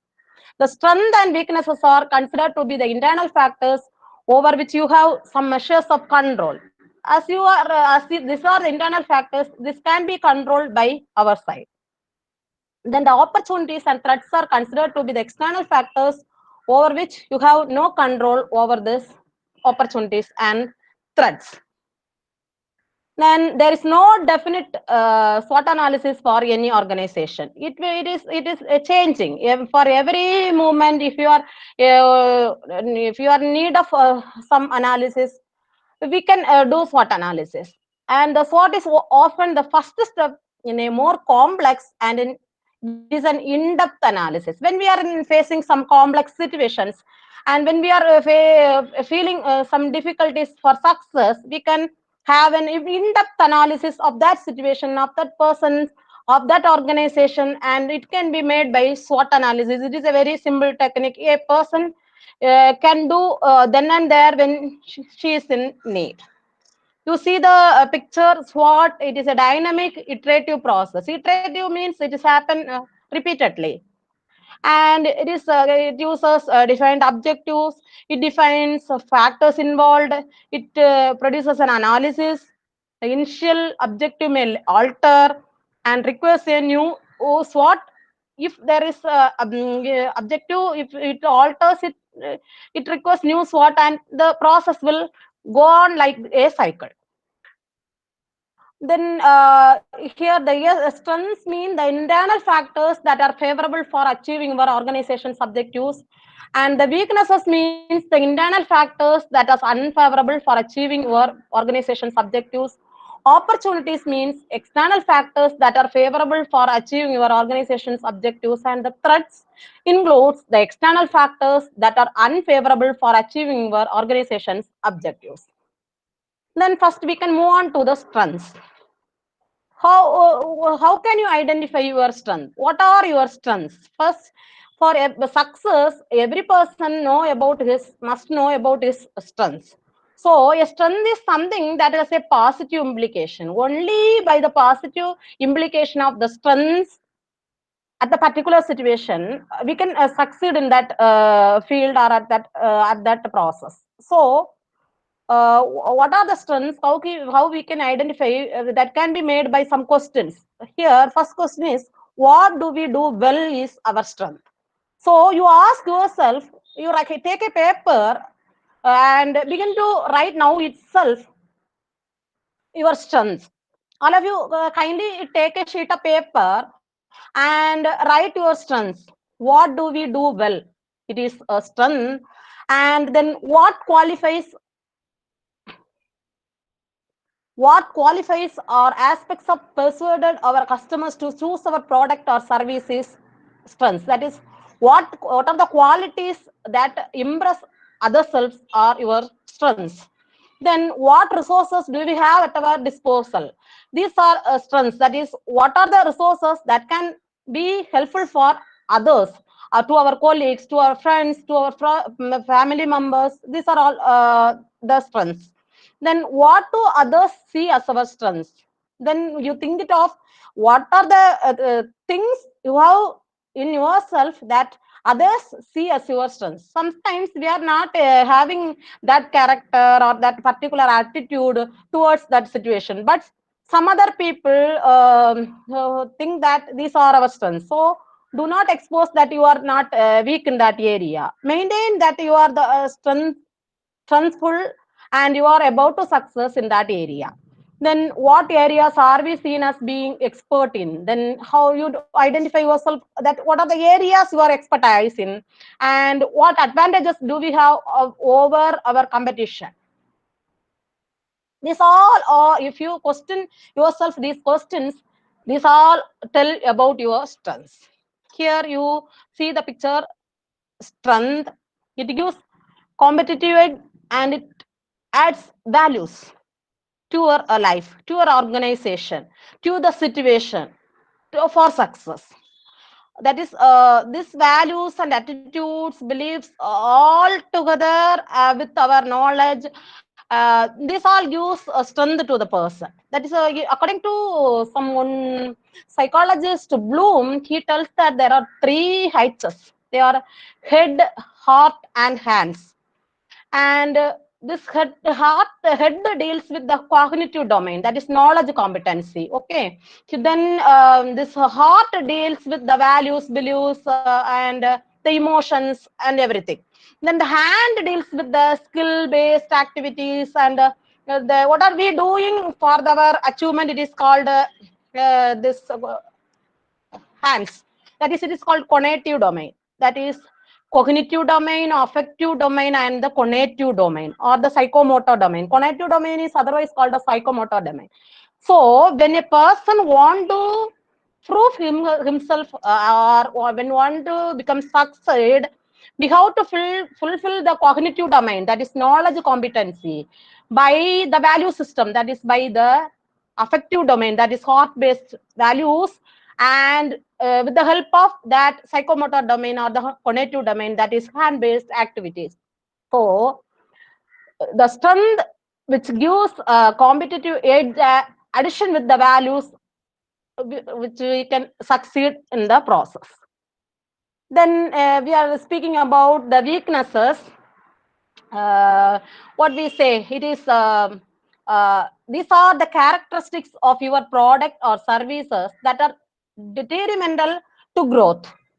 Weaknesses are those things that detract from the value of your offering or place you at a disadvantage when compared with your competitors. This is our weakness. Everyone, we are having weaknesses.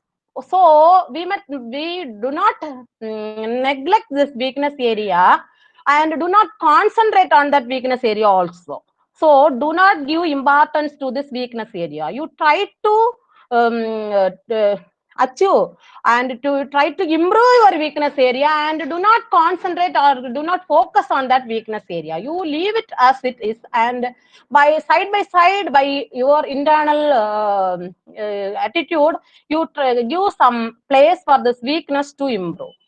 So you use some space for the weakness to improve, and do not give importance to this weakness. You kindly neglect with some care. Always in your mind, you have to give some ways and means to improve your weaknesses, little by little by practice, and you do not worry about and you do not concentrate on this weakness at any situation. That is important for our positive energy and also confidence and also for success. Here the weaknesses, it will dilute our offering, your offering. It will dilute your offering. So do not concentrate or focus your weakness. If you are not able to do something, it is, if you do, so you know, some people sing well, some people speak well, some people write well, some people do well. It is their ability. And if you are having any weakness in one of the area, don't feel bad about that area, and you concentrate on another area what you are excel in, and lightly you give some improvement, some practice to your weakness area, so that you can succeed very well. And weakness area, it eliminates competitive edge. So do not focus this weakness area into any competition. So do not focus your weakness towards any competitors. So you hide your weakness. You hide your weakness and focus your strength, so that you will succeed. Then we can speak about opportunities. It is next to strength. We can say it is like just like strength. If you are wise, you can make use of any opportunities to make it as your strength. It is opportunities. So opportunities can occur for a variety of reasons and may result from changes within the market, customer lifestyle changes, advances in technology, new production methods, etc. Here, opportunities arise from changes in social patterns. There is, whenever there is changes in social patterns, you can make as your strength. You can make you as your opportunities. And the population profiles in technology, supplying methods, then global offerings, when markets or business, then government policies, and lifestyle. We can make use of opportunities in all the areas and for our improvement or for our success. So opportunity is a very important area, so that people who want to succeed in his life or her life can make these opportunities into their strengths. So those who are concentrating on the opportunities, they can make it as their own strength and they can succeed in their process. Then this is threats. Here, care must be taken when one people is dealing with the threats of the process or the threats of the life situations or the threats of their own matters. Here, the final part of SWOT process involves assessing the external risks,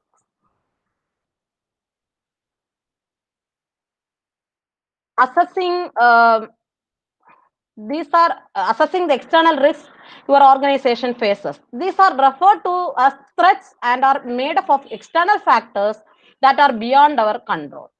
For when we are doing anything, some things will happen without our control. So at that time, we are not able to control some things. We have to manage some things for our success. So when we are doing some personal work or when we are involved in some process of some organization, or we are doing some things for our business or marketing or anything, the threats will come that is beyond our control. So what we have to do is, when we are moving with the process or when we are moving with the things, you must know that the threats will come and you have to make it as challenges. It is the person's wise man's behavior to make their life successful. So threats will come surely, naturally. So when we are facing some threats, don't be tired, don't be fed up, don't come down one step. So make that threats into challenges. You have to make that threats into challenges and move forward to get the success. Okay, here the threats, you see, the competitors reducing prices, then supply cost increase, and new technology threats, then government regulation threats, economic slums for recessions, here there are also threats, demographics alter their threats, and changes in consumer behavior. Everything in business, management, marketing, personal situations, everything there will be threats. For any process, there will be threats. When we are doing some researches also, you see in the first chapter, when you are writing in the arts theses, there will be a part called limitations of the study and delimitations of the study. Then the limitations of the study, we are limiting the every variable for the time sense and everything. When we are after going to the field for the work, there will some delimitations and some limitations will come that are threats. So we have to make us challenges, and you don't tell that I am not pre-decided to about this variable. I'm not pre-decided about this thing. Not be like that. When whatever the things unexpectedly cross in your process, that are all threats, and you have to face it very peacefully by making and taking it as the challenges. In SWOT analysis, there is a very important area which is called matching and converting. Here, what I want to say is, I told that there is strength, weaknesses, opportunities, and threats.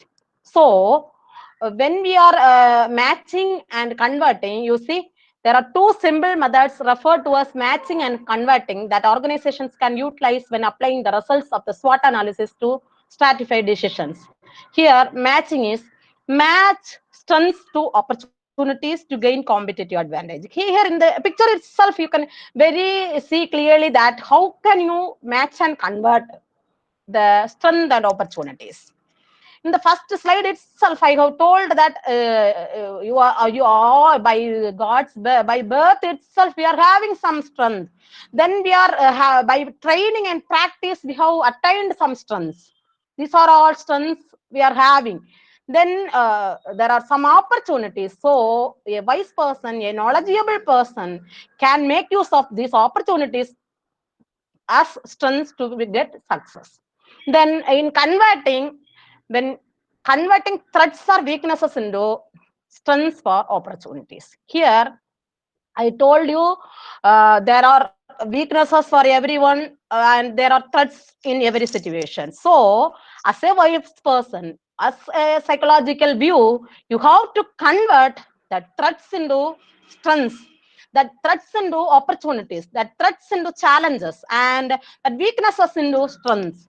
Then that weaknesses into opportunities. For example, if you are not able to sing a solo song, then if you are not able to sing a solo song, you don't expose yourself as I am not able to sing, I am poor in singing, not like that.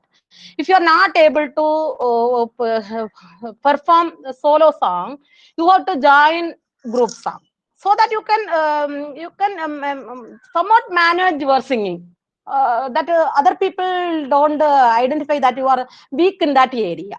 It is somewhat making the weakness into opportunities or strengths.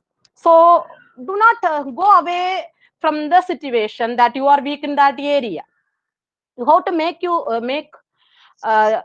transform or convert that weaknesses into opportunities, and when you are changing that weakness into opportunities, it will automatically change into strength. So how the educated people success in life is, they know these all psychological techniques, how to manage the situation, how to convert the threats into challenges, how to convert the weaknesses into strength, and how to change the opportunities into strength and everything. So these are the secret of success. So when we are moving in a personal problem, or when we are moving with some situations, we have to know these all techniques, how to balance the situation, how to balance the problem, and how to come out of the situation. This is matching and converting in SWOT analysis. Then advantages of SWOT analysis, you see, SWOT analysis does not require any technical knowledge or specialist training. Here it is not any magic or anything.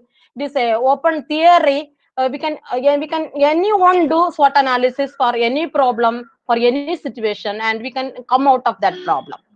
When we are giving some idea about this SWOT, when you are having a paper and a pen, you can have 4 columns on about the problem, and you can write one by one. What are your strengths? What are the weaknesses? And what are the opportunities? And what are the threats? And here SWOTs can condense a lot of situational factors into a manageable number.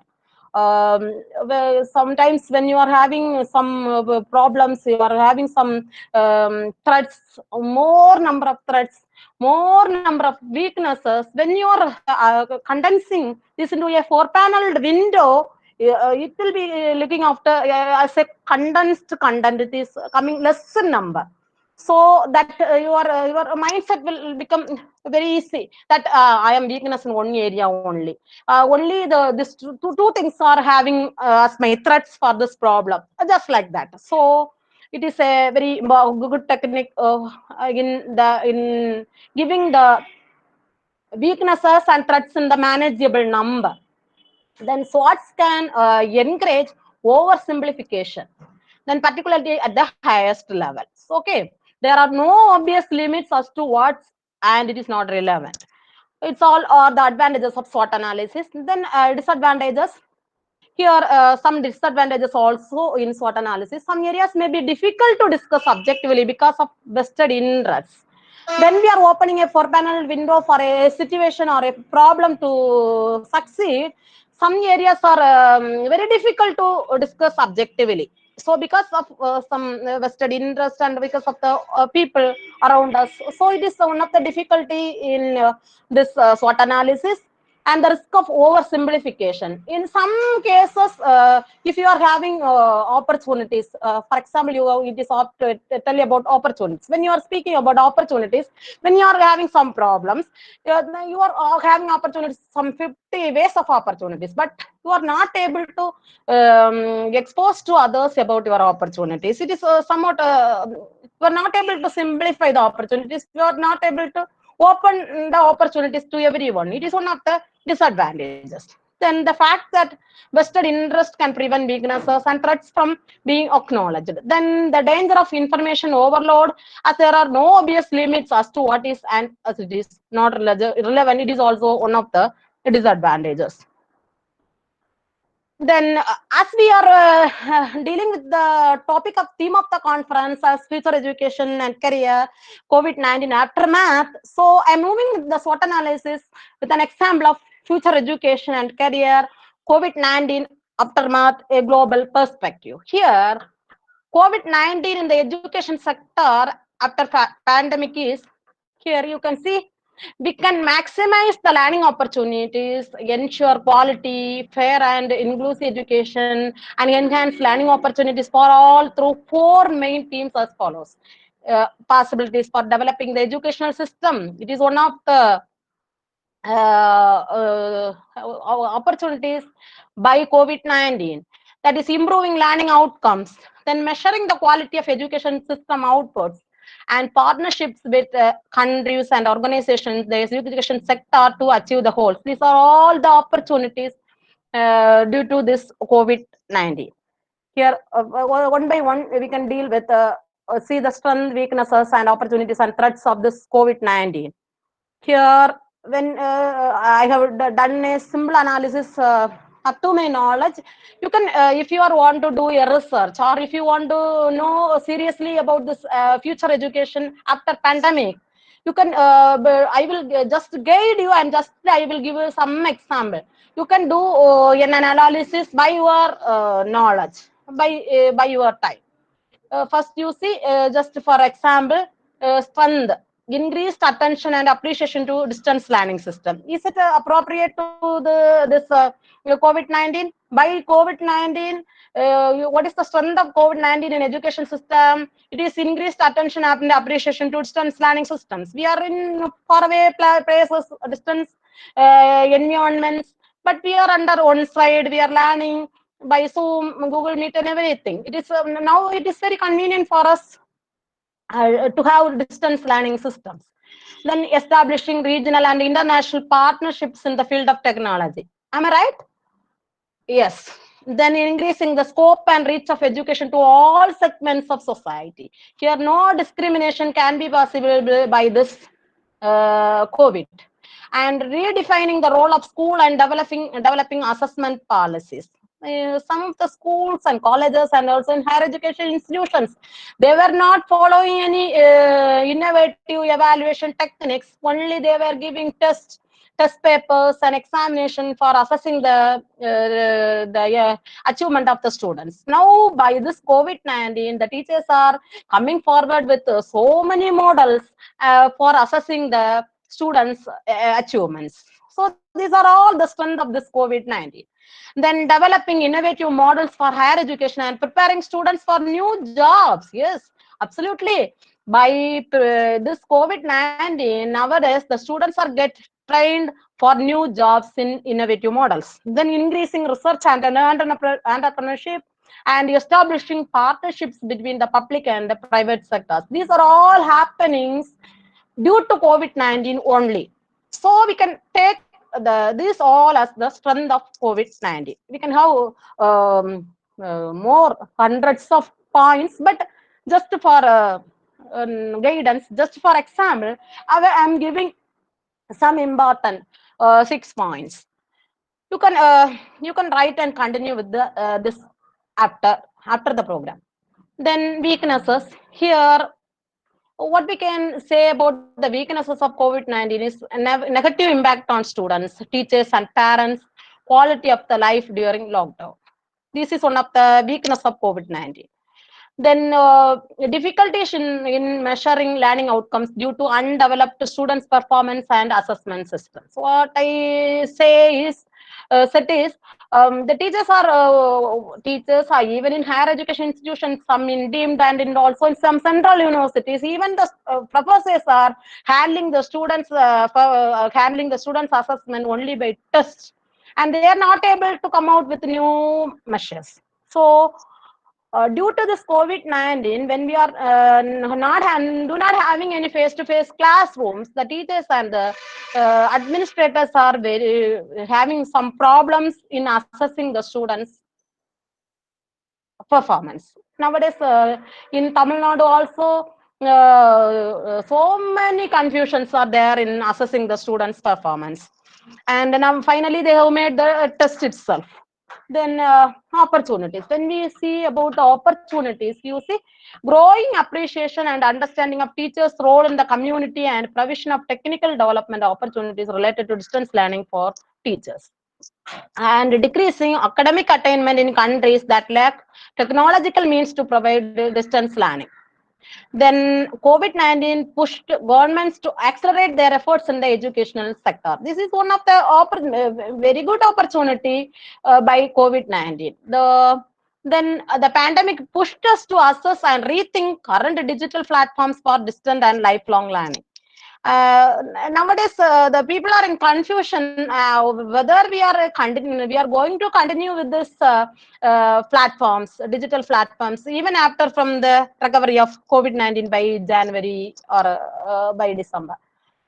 So we are rethinking about, is there any need to go to the college, or is there any need to go to the schools? We can have education system like this also. These all are the rethinking about this COVID-19. This is one of the opportunities. So if you are taking this as an opportunity, you can rethink some other platforms. You can rethink how to assess the students online by some other methods. If it is worthy and it is good, so that we can, if some students are not able to come to the college, or when they are in some situations or some illness, we can give some chance for them through digital platforms, or we can assess through some online models, and we can take this as an opportunity of COVID-19, so that this practice can be continued in some situations even after the COVID-19.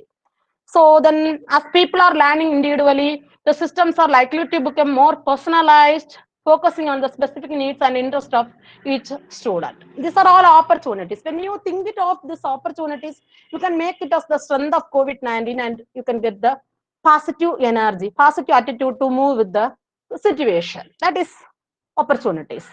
Then we are moving with the threats. The existing gap in distance learning implementation on the national and international levels. Till we are using this online digital platforms, there is some gap in distance learning implementation at in India level or at abroad levels. So how to don't fed up with that threat. You have to make it as a challenge. Oh, I have to do better. I have to find out some more platforms. I have to explore some more assessment techniques like that, so that you can make threats into challenges. Then variation of students' academic attainment based on the ability of education institutions and countries to provide distance learning.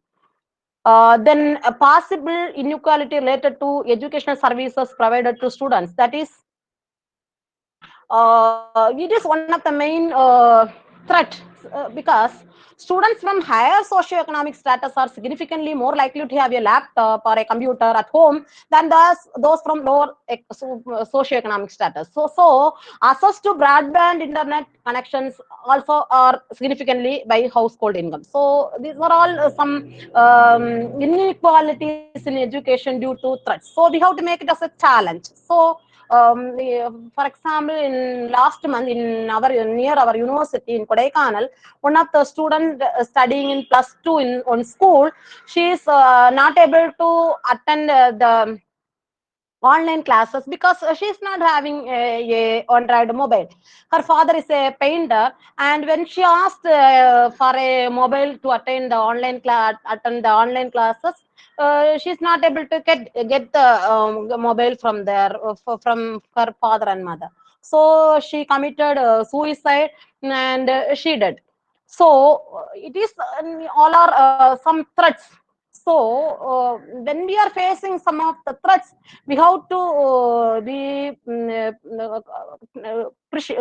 take caution that we have to make that threats into challenges. When we are facing some threats, for example, when the student is not able to attend the online class, the teacher do not punish her, the teacher do not scold her, ask her to get some get into the class by some friend's mobile, some guide her to send some emails or anything, whatever the thing, how she can able to communicate with the teacher, how how the teacher has to move with some other means to communicate with the student, and to give to assistance to the students, to give some resources to the students, not to go to a negative attitude that she was totally saturated and she was helpless. So when we are facing some threats to by this online classes, don't become angry towards the students. When you are students, you also do like this. Also, even now you are some professors or some academicians, you are also doing the same things. You are also doing the facing the same challenges. So do not blame the students, do not punish the students, and help them however you can. So for in this case in Kodaikanal, as the teacher is from Kodaikanal, as the student is from Kodaikanal, as the school is from Kodaikanal, everything is Kodaikanal. If the teacher wish to help the student, she can make use of so many means to overcome the barrier of attending the online class. But she is not helping the student to uh, get the class. So the student is going to a negative attitude, that she is not able to get the class. She committed suicide. So in some situation, when we are facing some problem, do not expect others to make your threats into challenges. So as yourself, in the case of teacher and student, I am blaming the teacher. But when we are facing your own situation, and when we are facing in an organization as threats, you do not expect others to make these threats into challenges. So by your knowledge, by yourself, you have to make these threats into challenges and you move forward successfully. It is my opinion and advice. Then a SWOT analysis is very useful for any kind of strategic planning, and it is a relatively quick way to look at organizational strengths, weaknesses, opportunities, and threats. Here, the overall purpose of a SWOT analysis is to examine the internal and external factors that help or hinder you in achieving each of your objectives. It can be used as a brainstorming tool or to help focus your attention on key areas. Then you can use your SWOT analysis as a means of gathering information from a range of perspectives, or you may be able to use your results to strategic advantage by either matching or your strengths to opportunities, or converting threats or weaknesses into strengths or opportunities. Please 1 minute. I will explain for 2 minutes also. First, you come to the slide, first slide.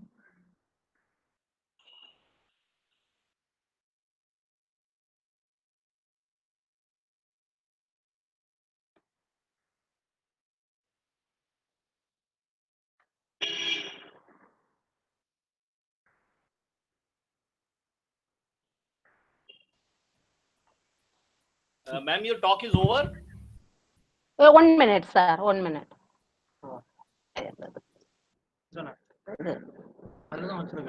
Yes, yes, sir. 1 minute. I was speaking about the SWOT analysis. For example, you see when you, you see this picture. Here it is strength. Here it is weakness. It is opportunities. It is threats. When we are giving less place for strength and when we are minimizing the area of weakness, you are able to enlarge the box of strength. So the weakness will go and hide. So here also, when the opportunity box is void open, then the threats will demolish. So it is in our hands. We have to open our strengths. We have to open ourselves, and we have to see for opportunities. We have to look for opportunities, and we have to diminish the threats, and we have to hide our weaknesses, and we have to try our level best by little steps to come out from our weaknesses, and we have to project our strengths. We have to see for opportunities for success. Thank you one and all for your cooperation all the time, for hearing to me, and I thought that it is a useful analysis technique if you follow me, and you can make it in any situation of your personal or something general situations. And thank you one and all. Thank you so much. If you are having any queries, kindly tell me.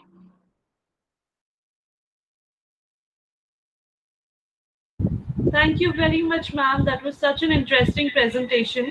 And Thank you. we learned so much about the SWOT analysis. I am pretty sure that not all of us knew so much about it in detail. Like, it was a very detailed and insightful presentation by you. Thoroughly enjoyed. And now I would like to ask if any of my co-hosts want to say anything about her presentation. Yes, ma'am. Thank you, ma'am, for your valuable message that how SWOT analysis will help in individual or in organization, how it helps, how to identify our strengths, weaknesses, and opportunities and threats, and how to overcome the threats only. So it's very useful for individual as well as organization, and also how to identify the SWOT analysis in the post-COVID education sector, how the education sector changed after this COVID-19, and it's very useful information, ma'am. And thank you so much. Thank you so much, ma'am. Thank you. Thank you so much. Thank you, Hema. Is there anyone who wants to ask Dr. Bensi any questions? Thank you, madam. Thank you very so much. Thank you. Thank you so much. This technique is definitely helping us to go forward in these forcing situations, in this crisis method.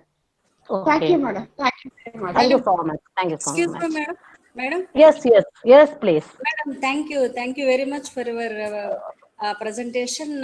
Could you please explain some more threats regarding to students? As you mentioned, only few threats coming to, some more are there. So, what kind of threats are there regarding their home? Like, could you please, Yes, madam? yes. Please, Yes, please, yes. please.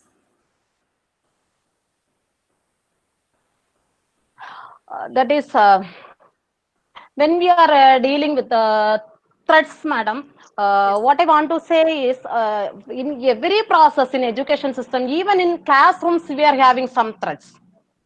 Yes. When we are teaching or when we are lecturing in the classrooms, when one student is not attentive, it is a threat for us. So don't become angry towards the student at that time. You simply leave them for just 1 or 2 minutes by shifting your lecturing pattern into switching your lecturing into some other thing, some are interacting, some activity phase or something. Then the students automatically they become normal in the class. Regarding this COVID-19, when we are separated by a long distance due to this COVID, and the student is at one corner and we are at another end. So when we are facing online classes, The students nowadays, some students are not able to come to online or mode, and some people are not able to get internet facilities. Some people are not able to get some Android phone. So, as a teacher, you have to help the students by making some alternative means. That is, for example, if you are having one WhatsApp group, if the student is not having that Android mobile and she is not able to get the messages what you are sending, then if it is possible, if you are at then you create some other way how you can contact the student. By you ask the students to get the number from the neighbor, you get you try to visit by any means. You make create some way. You know only the situation how you are separated and how you are the possibilities of helping. So you have to identify some other means to assess. For also when assessing, when we are giving some questions to the students through WhatsApp or some Google classrooms, when they are not, some teachers tell that when we are giving some tests, you must on the video.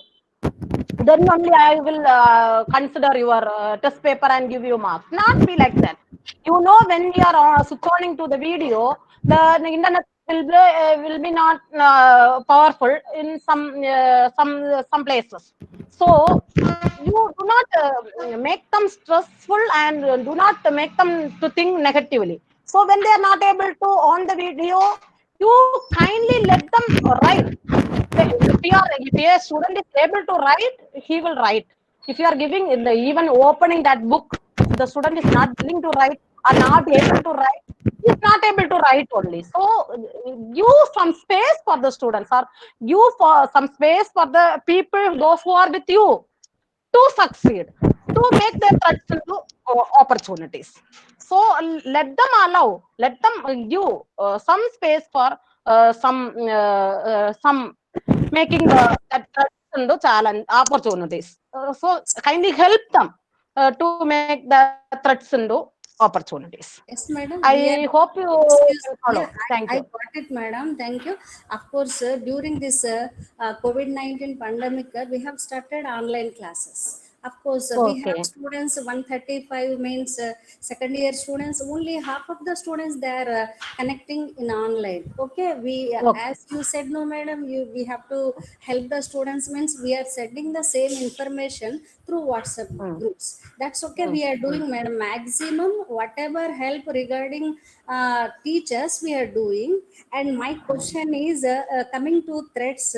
Don't we have among themselves? Don't we have among the students? Don't they have any threats? When they are not able to access to the internet, when they are not having the Android phone, these are all their threats. These are all their difficulties. So Madam, you not yes. like competition, peer Yeah, pressure. yes, ma'am. That's You are saying that 135 students are there in your classroom. yes, Only some 60 or 70 students are coming online. So, yes, other people are facing some threats. You have to yes. understand that other people are surely all the students are willing to attend your class, willing to write the test. Yes. So why? Because they want to pass that semester or want to complete that year. Syllabus. Yes. So when they are not able to come continuously, or when they are not able to learn through your learn according to your instruction or according to your expectation, you must understand that they were facing some threats. They are not doing purposefully. So you have to think some other alternative means or some other time for them to come out of that threats, and you have to give some idea to so you give some counseling how to come out of that threats. If he is not able to write the exam online, you kindly give the question and ask her to write by himself and send it to you by post. What is the harm in that? You do like that. Don't compel them to write on. You must write in online only. You give some other chances to come out of that stress and make them normal and to cope up with the other students. Yes, ma'am. That's what you can do. Oh, yes, Thank you. yes, yes. Thank you so Thank you very so much. much. Thank Yes. you. Madam, I have a question. when Yes, we are ma'am. talking about threats, Yes. is it possible to convert the threat or the negative impact of this online virtual learning on health conditions like the effects on eyes or vision or mental health of the students? Is it possible to convert this threat to a challenge? I couldn't get you. Are you asking that if the student is not well or feeling some difficulty with No, no, health, no, can ma'am. them? What are you telling about that? I'm Physically, mentally. no, watching the mobiles are most of the students are watching these online classes using mobile devices. Only few students are having laptops and desktops. So it for watching these mobile devices for long hours with the full concentration will definitely impact their Yes, vision. yes, yes, yes, yes, yes, yes, yes, yes. Of course, of course, of course. How can we So, convert it possible this? yes, ma'am. Yes, yes, yes, yes, yes. Yes, if your management is if you I don't know whether you are working in government or the management. If the management or the government ask you to take 5 hours online class daily, for the first day you can take the online class for 1 hour completely. For the same students on the second day, you can do some activity through online. It is also an online class. You can consider as online teaching. It is also an online, so you can give a break on the second day by giving some activity. Third day you can take some class. On the fourth day you can ask them to write the test paper or write some assignments for that topic. Just like that, you have to skip the teaching by some other activities or some other assessment practices throughout the days. So do not give more work just by listening to the mobile or just continuously listening to the your class. It will be boring and it will give some health problems to the students. So kindly think it of what to do. Today I have taken 1 hour class. Tomorrow what to do? Tomorrow what to do? How to shift the teaching into some activity based? How to shift the teaching into some research based? Just like that. As a in higher education institution, you must do some activity based and also some research based works in this COVID pandemic 19 as your online schedule. You schedule some research works, some activity works, some assignment works, and some hand-on experiences, everything to be incorporated in your schedule so that you can minimize the time of using the mobile. Thank you, ma'am. Okay, thank you. In fact, Dr. Bensi has said very right things. What the threats about the threats that she has talked about are very relevant, and I have been talking of the same threats right from day one. What is going to happen in this kind of online education? You see, most of the children, they are watching mobiles and they're taking online education through mobile phones, which means coming so close. And this is giving rise to dry eyes, so many things. I will give you one example. We are right now in this meeting, and where about 50 to 60 people had joined in the morning. And now there are only 30 people, out of which only 5 people are connected on video. All other videos are off. These are all teachers who have joined us. And if the teachers do not switch on their videos, how you are going to force a child to switch on the video? And if they don't switch on the video, how would you monitor the education that you are giving to them? The problem is that even teachers are not following what to do. How can a teacher tell a student? There are many students also here, they will also say that teachers are not switching on, why are you forcing us to switch on? So they will switch it off. The teacher will keep giving lectures, the student will go and play in the field or somewhere in the other room and keep those videos off. So how is this challenge to be met? I don't know what kind of planning and programming does does the government or the managements or the university people have with them? I don't know how will they cope up with this kind of problem, because all students will be doing like that. Most of the children are mischievous. They will go and play.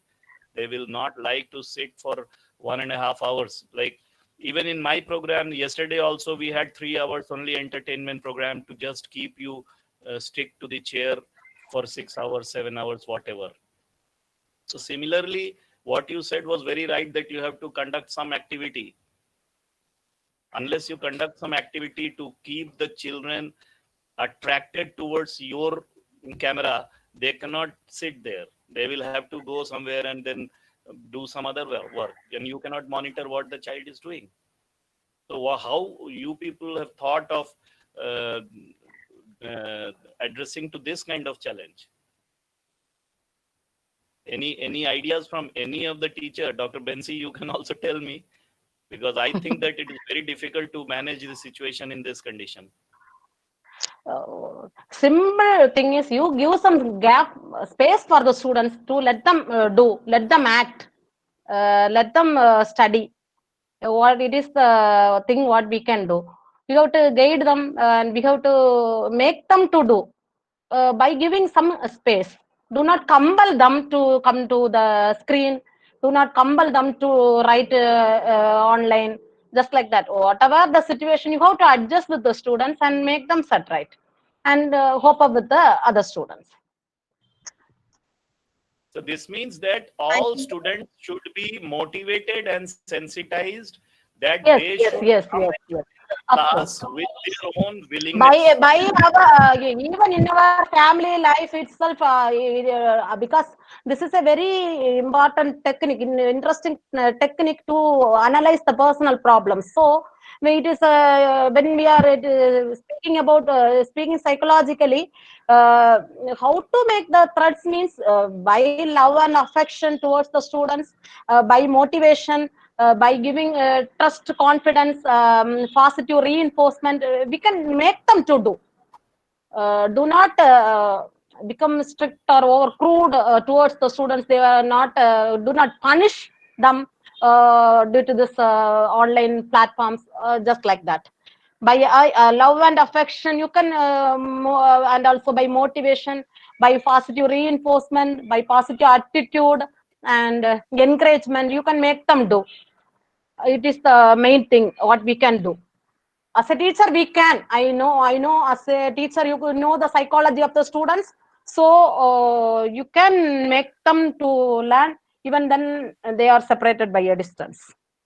In family life, you know, when we are asking our husband to come by evening 5 o'clock from office, if he is not able to come, some family wives, they were getting very angry with the husband. Why you are not coming just by 5 o'clock? I asked you to come by 5 o'clock. Not be like that. Give some space. You hear what are the difficulties from their side. You understand the students. You understand your life partner, so that you can have a very succeed in your life. You can succeed in your life. So you think it of they are also having some problems. You are having some problems. They are also having some problems. You are having some inner wishes. They are also having some inner urges and wishes that are not able to expose to some other people. So give them some space to burst with their feelings, and you can give love and affection. You can to bear with some things with the students, with their partners, with their family members, and this is the necessity to live peacefully and to get success. Everything in our house or in our working place or in our classroom, everything is same. So when we are as a teacher, we can, I think as a teacher we can, and even as a lady teacher, it is fully possible for a woman teacher to succeed in the classroom, even by online or by offline, or in your life. It is possible in your hands only. You can manage and you can do. Thank you so much. Is there any queries? Yeah, like you said that husband and wife are life partners, so teacher and student are career partners. Yes, yes. If Yes. the student is here to build their career, the teachers are also, if the students are good, the teachers' career are also good. They Yes. get good When recognition because of the student. when we are treating our students as our own son and daughters, we will be blessed and our family will be blessed. We can when we are doing, we can feel everything in our life. So do not just do just for some as a job. Do sacrifice work, do committed work. As a teacher, you will win. That is the thing. You just take care. You have to. The word is to take care of the students' voices, take care of the students' career, everything. So to take care, it is then it is possible. So today you have talked my language, my feelings, my everything, that I say that you should feel everybody is my own brother and sister and children. So you have Yes, to think that you are your own children. If the classroom yes. is your own children, you will take and deal Yes. like that. Yes. That is So very why from my life example also I am able to tell. When my daughter is studying her +2, my children, particularly one child, last child, she is studying +2. Even on a single day, I am not able to with her.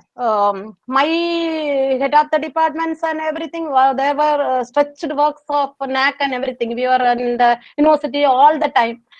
But when I am treating that students and that work as my own work, and I am doing my work sincerely there, everything is fine here in my home also. It is only by God. So when we are, so even in my absence, she is able to do well. Someone is there to help. Everything will happen naturally. So when we are doing to the students very committedly, very with care, with love and affection, and with a positive vibe, with a positive urge, we will succeed and we can make any situation into a blooming situation. You can see blooms in any threats and any weaknesses. It's my experience, what I feel. I have completed my psychology, so sometimes some people come for some counseling related with some family problems or some issues of their children. And when I'm seeing all those things, it is in our hands that we can make every situation into a blooming situation, and we can do well. Thank you, sir. Yeah. So in nutshell, my mission is proved by Dr. Bensi's talk today, that ownership sense must be developed. If this Bharat is your country, then the people residing here are your own brother and sister, and the children are your own children. And if they are wounded, they have some pain, you have to feel the pain of others. Yes, of That course. thing you have proved it with your talk. And thank you very much for proving my Thank you, mission sir. Thank that you. I am Thank you, going sir. along Thank with. you. Thank you very much. Thank you, sir. And Ruchika, is there anyone who wants to talk or have any question with Dr. Bensi? You can please go ahead with it. Yes. We have a speaker from Hungary, Mr. Sumit Kumar from, it was Lorand University, Budapest, Hungary. And if we are able to quickly wind up this, if any questions, Ruchika, you can go ahead and quickly do it. Yes. So is there anybody who has any questions for Dr. Bensi?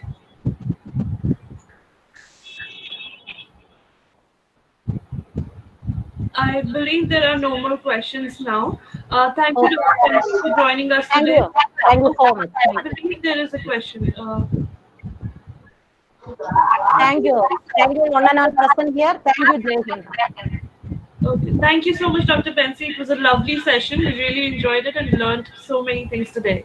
And now we're going to move ahead with our schedule. And we have with us Mr. Sumit Kumar, who is the faculty from INTL Lorand University, Hungary, and I would request and I would request Anuya to please introduce Mr. Sumit Kumar with us.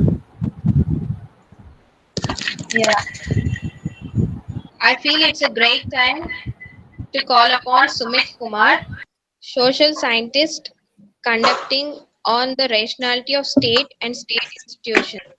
His main focus is on the normative development of non-Eurocentric model of democracy.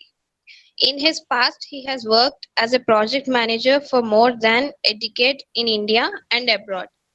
He has a bachelor's degree in physics and master's in business studies, and currently working as a lecturer and PhD candidate at Edwards Lorand University, Budapest, Hungary. I welcome you onto the stage, sir. Thank you very much. I hope everyone can hear me. Yes, sir. Okay, I am going to make my presentation on the sociology of knowledge. Moment, I'm just starting my presentation. Now we can start with it.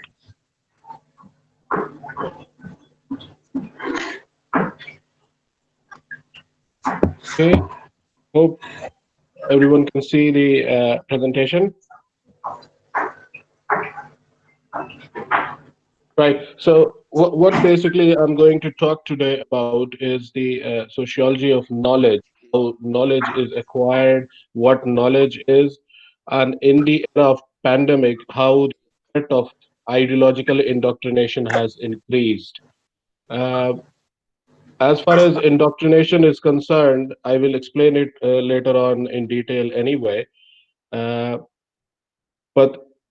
in education, there is no possibility of getting rid of indoctrination in a totality.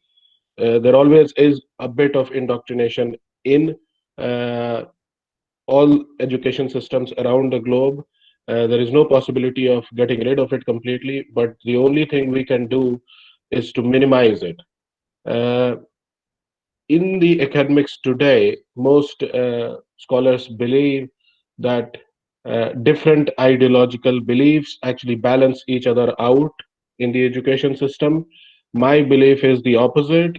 It is that in the education system, ideological beliefs of teachers actually attenuate the indoctrination in the education system. It is not balancing or canceling each other out, but there is a competition among different ideologies to overdo each other, and that is why it becomes even more attenuated rather than reducing the indoctrination.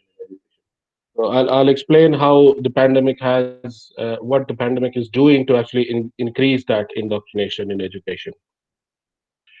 But the first thing that I wanted to talk about is what is education. And if you Google education, the meaning of education, you'll find different dictionary entries on Oxford, on Cambridge dictionaries, on Webster's dictionary, and everything. But the basic idea behind education is free education of knowledge, ideals, values, and belief systems.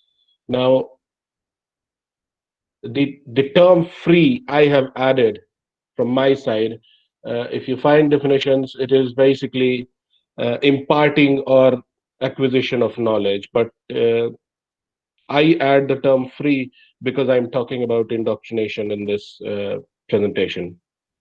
So there is an important aspect that the knowledge that we acquire must be free. If it is not free, if it is vitiated by some ideas which the teacher actually gives us, or if we are not able to observe things properly, then it will not be free. It depends on the movement of information and how freely information is available as well in the society. So how is knowledge acquired? The first aspect of acquisition of knowledge is the language, and that's why linguistic is the first science, basically. Most sociologists believe that linguistic is the first science. How language develops is how you acquire knowledge. You are able to share with each other and then written and oral communications develop, and that's how knowledge is transferred from one generation to another. Acquisition of knowledge is done through observation. Now, this observation is basically of natural phenomena and also phenomena which cannot be explained, or metaphysical phenomena. What we'd call metaphysical phenomena is something that cannot be explained under the natural laws of under the laws of nature. So we cannot explain it, and therefore it becomes metaphysical for us. And then the next part is the interpretation of that observation, how we interpret it. Now, that interpretation can be objective and it can be subjective.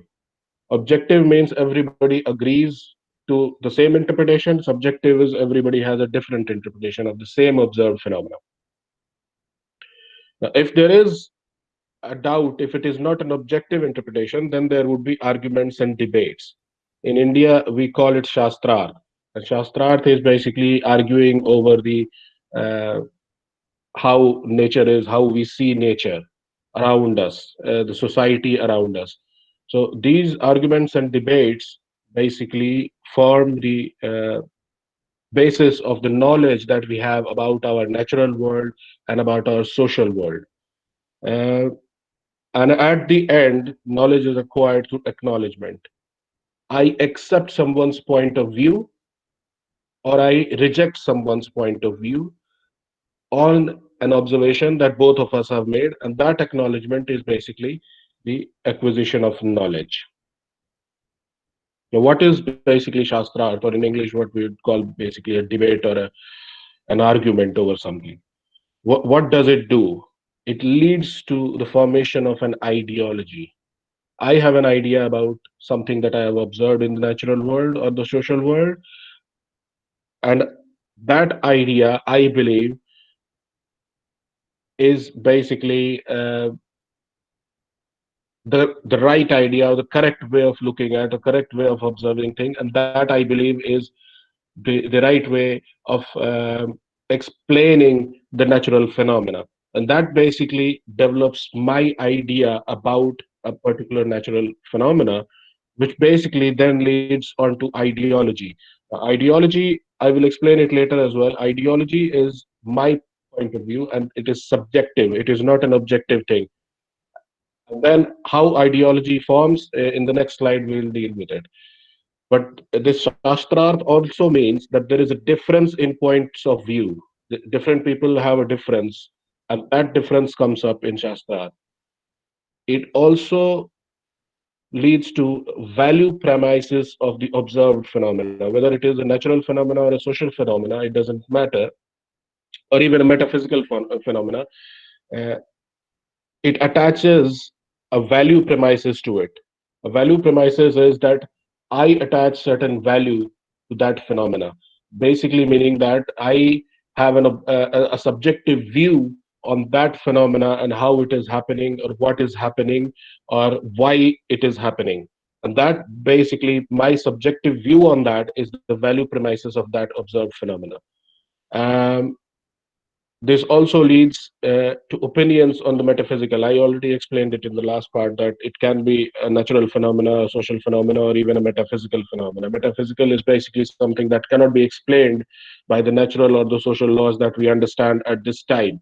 So anything that it cannot be explained right now is basically the purview of metaphysical. What basically ideology is. Now, with the arguments and debates, I form an idea about a certain phenomenon, observed phenomenon. But when I say that I am right and you are wrong, that basically gives birth to an ideology. My idea about the observed phenomena is right, and your idea about that same observed phenomena is wrong. And that's how ideology develops. And these ideologies take form in the form of a belief system. I believe, and the belief system is basically a collection of ideas on similar observations of similar phenomena. So if it is and a belief system, the best example would be basically a religion about the existence of God or devil. Uh, there is a belief system that exists based on the understanding of a metaphysical phenomena that somebody creates, and that becomes an ideology. An ideology, for example, of the Christian faith or the Jewish faith or whatever it is, whatever religion you believe in. And the way it works, it is working through building a following. The more the following, the stronger the ideology. And so the ideology basically creates an unbalanced power relationship. Now, I mean, I'm using Michel Foucault's idea of the subject of power and how power basically works in a society. So, ideology, the stronger the ideology, in whoever's favor this ideology is, they will have a more powerful relationship as opposed to others. And that basically you can see in democracies as well, in majoritarian democracies, like almostly every Eurocentric democracy in the world, which is basically every democracy in the world, is basically based on a majority. And so the majority has more power than the minority. That's basically the general phenomena that we see everywhere. And that's how basically a stronger ideology creates an unbalanced power relationship, which basically leads to a struggle for domination within the social field or the political field or whatever. Now, this idea of struggle for domination is basically, I'm borrowing from Pierre Bourdieu's conception of the social field. So, uh, when there is an unbalanced power structure that is existing in a society, it basically leads to a struggle for domination. The people who are in the dominated part of the field, they will probably try to become dominant, and that struggle ensues between the dominant and the dominated sections of the field. And this basically leads to the risk of indoctrination. Now, the risk of indoctrination is that whoever is in a powerful position, as opposed to the ones who are dominated, can control the flow of information through controlling the education system.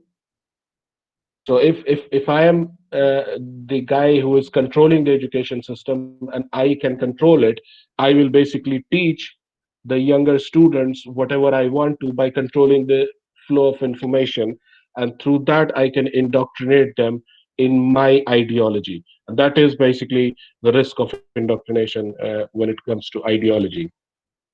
And basically that's what I am trying to explain in this slide here as well, that the unbalanced power structures, it restricts the flow of information.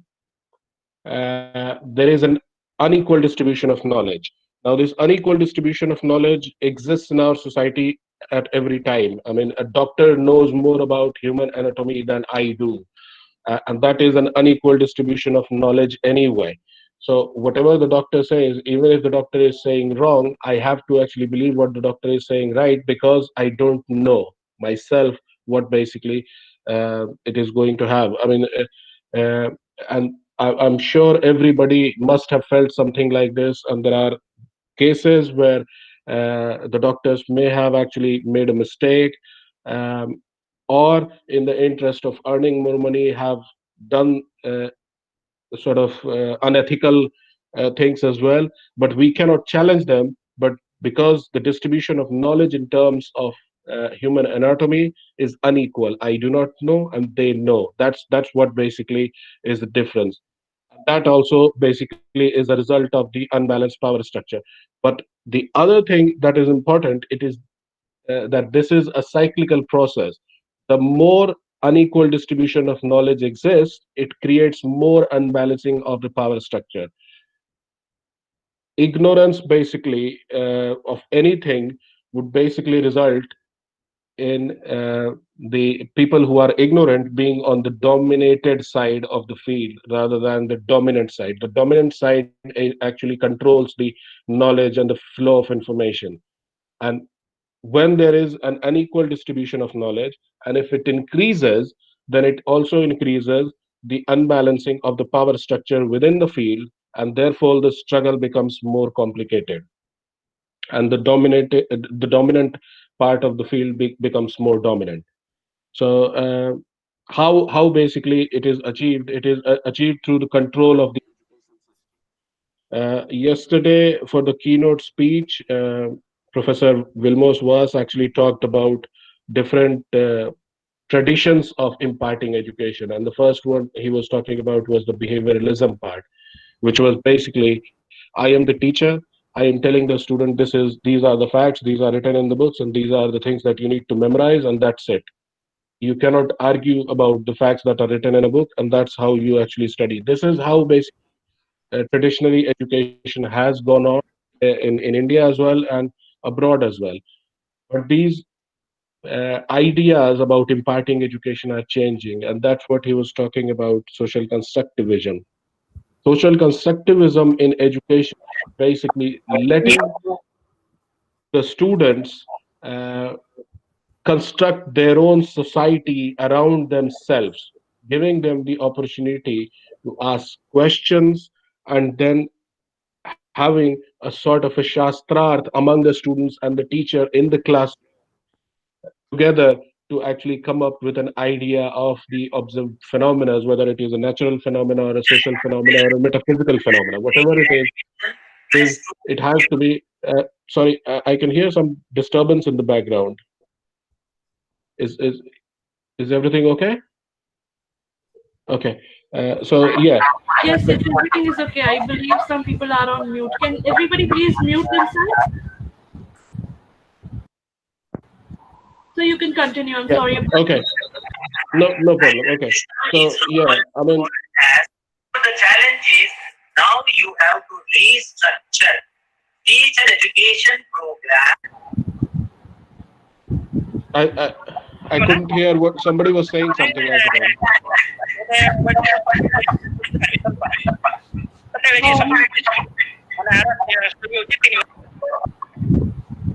Is there a question or something somebody wants to ask?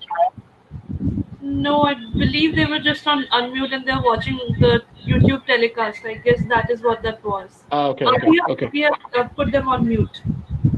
Okay, so yeah, so I was trying to explain the social constructivism part of how education is to be imparted. I mean, what is the latest contemporary ideas in imparting education? So the idea that we have a kind of a shastrarth in the classroom where students are free to actually question the observed natural phenomena, whatever they observe around them, whether it is natural or social or metaphysical, and then have an enlightened discussion with the teacher, and then come up with the understanding of that natural phenomenon, which is acceptable to all, is what basically social constructivism is all about. So that's how basically education is supposed to be imparted. However, there is as far as the idea of indoctrination goes, there is a part where it can be achieved, indoctrination can be achieved through the control of the education system. And that control basically comes from the state mostly. I mean, in the past, it used to come from the church or the religious leaders, but now it basically, especially in democratic societies like India, and obviously the Eurocentric ones, so the state basically controls the curriculum of education that is imparted to students. And then it becomes a problem that the political ideologies of the party in power basically becomes the ideology that is being transposed as knowledge in the education system. So you would see that the BJP, which is in power right now, has been talking about this for a very long time, that the education system in India has been dominated by the left. And to a large extent, that is true as well, because it has been actually a left-leaning education system ideologically in India. However, that's what I was trying to explain at the beginning. Indoctrination is something that you cannot get rid of it completely. It can only be minimized. But replacing that ideology of left with the ideology of the right is basically not going to help. I mean, a lot of academics think that it will balance each other out, but it never balances anything. The ideologies basically compete with each other, and the indoctrination in the education system basically increases. So there is this risk part of indoctrination. And then once the ideology is basically transposed over knowledge, what happens is there is a dogmatic or hegemonic reinterpretation of the observed and metaphysical phenomena. So I mean, dogmatic, I am using the term only because in the past it has been done, especially in the traditional societies of Europe and even in India. Religion basically was the factor which actually dominated the education system. Education system was imparted through either the church or even in India it was through gurukuls. So religion was a very important aspect, and that religious indoctrination is basically what I am referring to when I am talking about dogmatic reinterpretation of the observed and metaphysical phenomena. However, there is the other part, hegemonic reinterpretation as well. Now, hegemonic reinterpretation needs to be understood because hegemony is a term that Marx actually used for the first time, but it is not basically a leftist idea. It is basically a generic idea that can be applied to almost everything. And that's what basically Michel Foucault did when he was applying the idea of hegemony in power relations in the society. So, hegemony basically, the difference you can understand is that if the king says to his subjects that do this or I will kill you, that's basically domination. Whereas, and the best example would be if I tell my mother that you're cleaning the house, you're cooking the food and doing everything, this is not your duty. She actually tells me that no, it is her duty. That is basically the patriarchal hegemony of the society, which actually compels women to actually believe that it is their duty to actually do those things. So it is not domination, that just because the husband is telling the wife to actually cook the food, that she is cooking the food.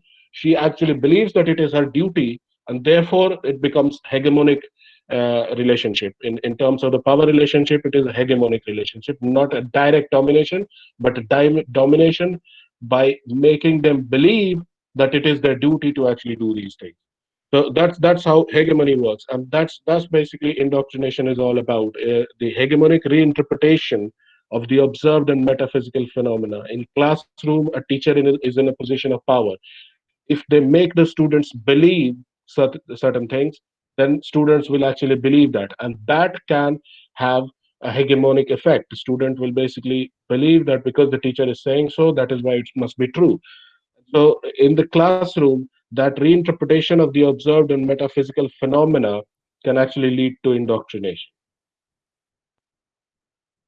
What basically COVID-19 is doing in the era of pandemic, and this pandemic is going on for almost half a year now, probably more, and it is going to continue for another couple of years, because I mean, I believe it is not going to end very soon, and it is going the way the Spanish flu went on for 3 years. So hopefully, I mean, the next phases, which will be I mean, Spanish flu ended in 4 phases. So, I mean, in India, we don't even have the second phase. In Europe, we already have the second phase. So we'll see how the pandemic goes on for the next couple of years.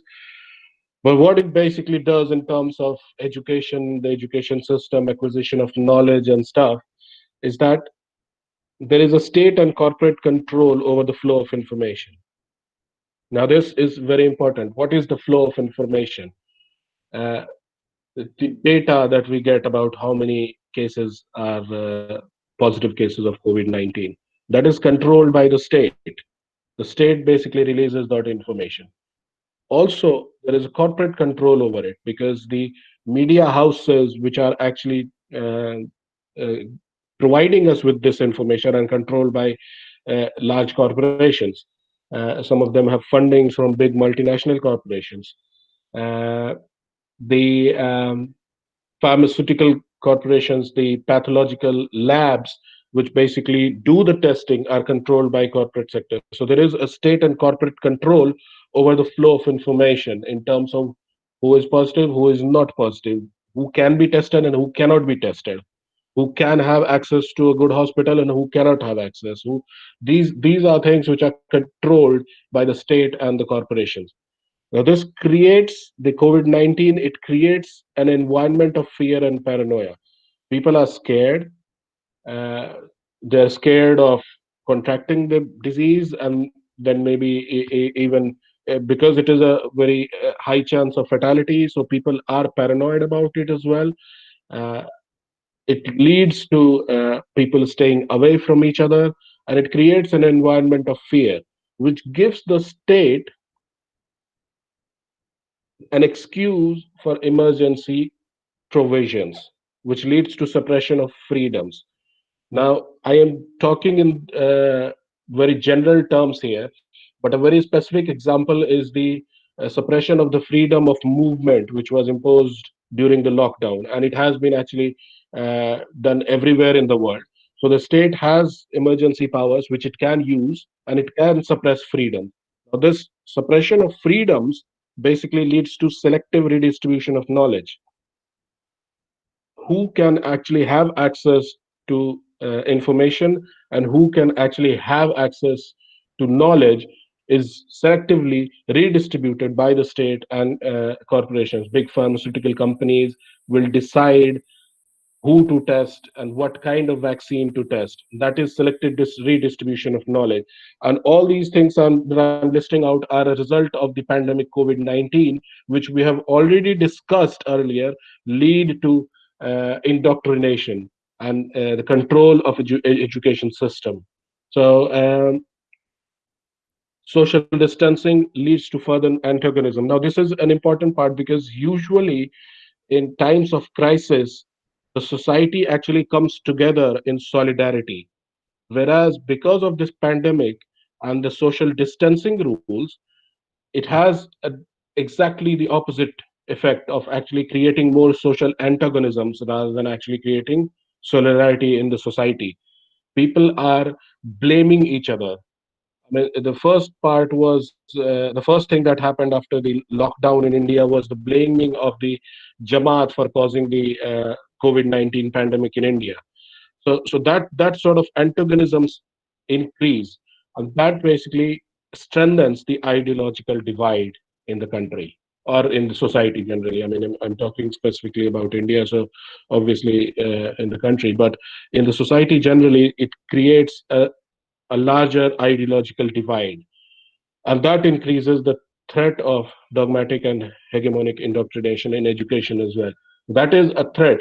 It is not a reality at this time. I'm only talking about a threat of indoctrination in education. So it cannot be interpreted that the education system in India has already seen an increased indoctrination as opposed to what it was already existing in the education system in India. So that's what my presentation about the threat of COVID-19 and how it can affect education system and the sociology aspect of knowledge acquisition itself is what I think that's basically what my presentation is. If anybody has any questions, they can go ahead and ask.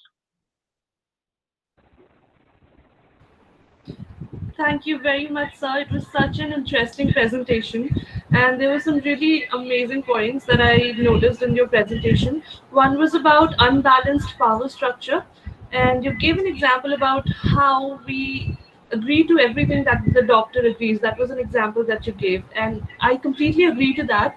A very small example that comes to my mind with that, along with that example, is that when it comes to any lifestyle disease, when we go to the doctor immediately tells us you go and lose weight. And because we have no idea about the human anatomy, the patient would agree to what the doctor is saying blindly. He would do anything to lose the weight. He would starve himself and he would try to overwork himself, and that can actually lead to worsening the health condition. But because we have no idea about what our human anatomy is like and how our body works, we just blindly agree to what the doctor says. So I think when it comes to unbalanced power structure, we need to be very clear about what advice we are trying to give. So instead of saying that you go and lose weight, the doctor should say that you go and try to be fit. You try to lose the fat that you have in your body. So that is really important. Another point that you mentioned was about hegemonic reinterpretation. Now, I have a question about this point. You mentioned, you gave an example that when a wife is told by the husband that you have to clean the house, she believes that that is her duty. Or when a teacher tells the student something, the student believes that whatever the teacher is saying is correct. What I wanted to ask you is that do you believe that it is because of the way that we are brought up? Like, is this because of our upbringing? Because when a girl is very young, parents always tell them, okay, your husband is going to be your god and you have to believe and agree to what he is saying. If you go to the school, the teacher, whatever he or she says, you have to agree to what they are saying. So do you believe it is because of the way that we are brought up? Yes, that is a fact, and that would basically take me into a completely different direction as far as the arguments about hegemonic power relations are concerned. But hegemonic power relations do not develop in a day. They developed over centuries and hundreds of generations, sort of uh, domination. So, in part, domination, and this is what I explained. Hegemony is different from domination in terms that domination is direct. I am telling you to do this, so you do this, or I will kill you. Yeah, but hegemony is making people who are being dominated believe that it is in their interest to actually. That's how actually Marx actually defined when he was criticizing the capital. He was talking about the bourgeois ideology, which was making the workers believe that it was in the interest of the laborers or the workers to actually do what they were doing, and the workers actually believed it, and that was hegemony. But uh, this hegemony does not come up in a day or two. It needs time to develop over a period of time, and there is, I mean, a history, an entire culture behind it, which actually develops this kind of hegemony. And if you want to understand it better, I would suggest that you read Michel Foucault's idea of the subject of power, how power basically is exercised over the subjects, and what the subjects believe when they are actually in a relationship, in a hegemonic relationship, when they're acting in the society or in other aspects of their life. How they act is basically depending on these hegemonic power relations. Okay, thank you very much for explaining that. And lastly, just one more point that I wanted to mention was the way that you explained everything. Like, you went to the extent to explain everything in layman terms, even simple terms like dogmatic and ideology. I think that was really commendable. You tried to explain everything in so much detail. So thank you so much for that. And the way that you related everything, like every concept that you explained in the beginning, and then you related it to the COVID-19 pandemic, it was really interesting to see that. So thank you for this amazing presentation. And I believe Mr. Srivastava wants to say something now. Thank you, Ruchika. Actually, Mr. Sumit, I am little bit confused because I am Okay. unable to understand what is domination and what is ignorance. I believe that somebody is able to dominate because of the other one's ignorance. And ignorance is because he doesn't have the knowledge of how to fight with this kind of dominations. So is it correlated, interlinked, or it is separate things? What is it actually? Okay, domination is very complicated. It is not basically just a very direct sort of a thing that somebody is pointing gun at you, and so that person is in a dominant position to the other.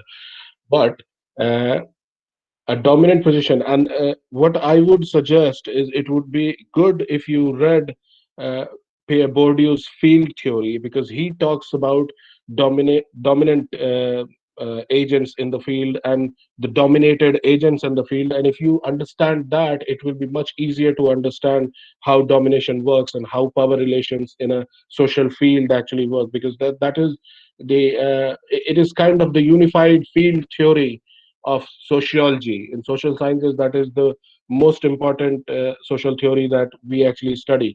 And the domination, I mean, ignorance is basically not ignorance doesn't give a position of being dominated.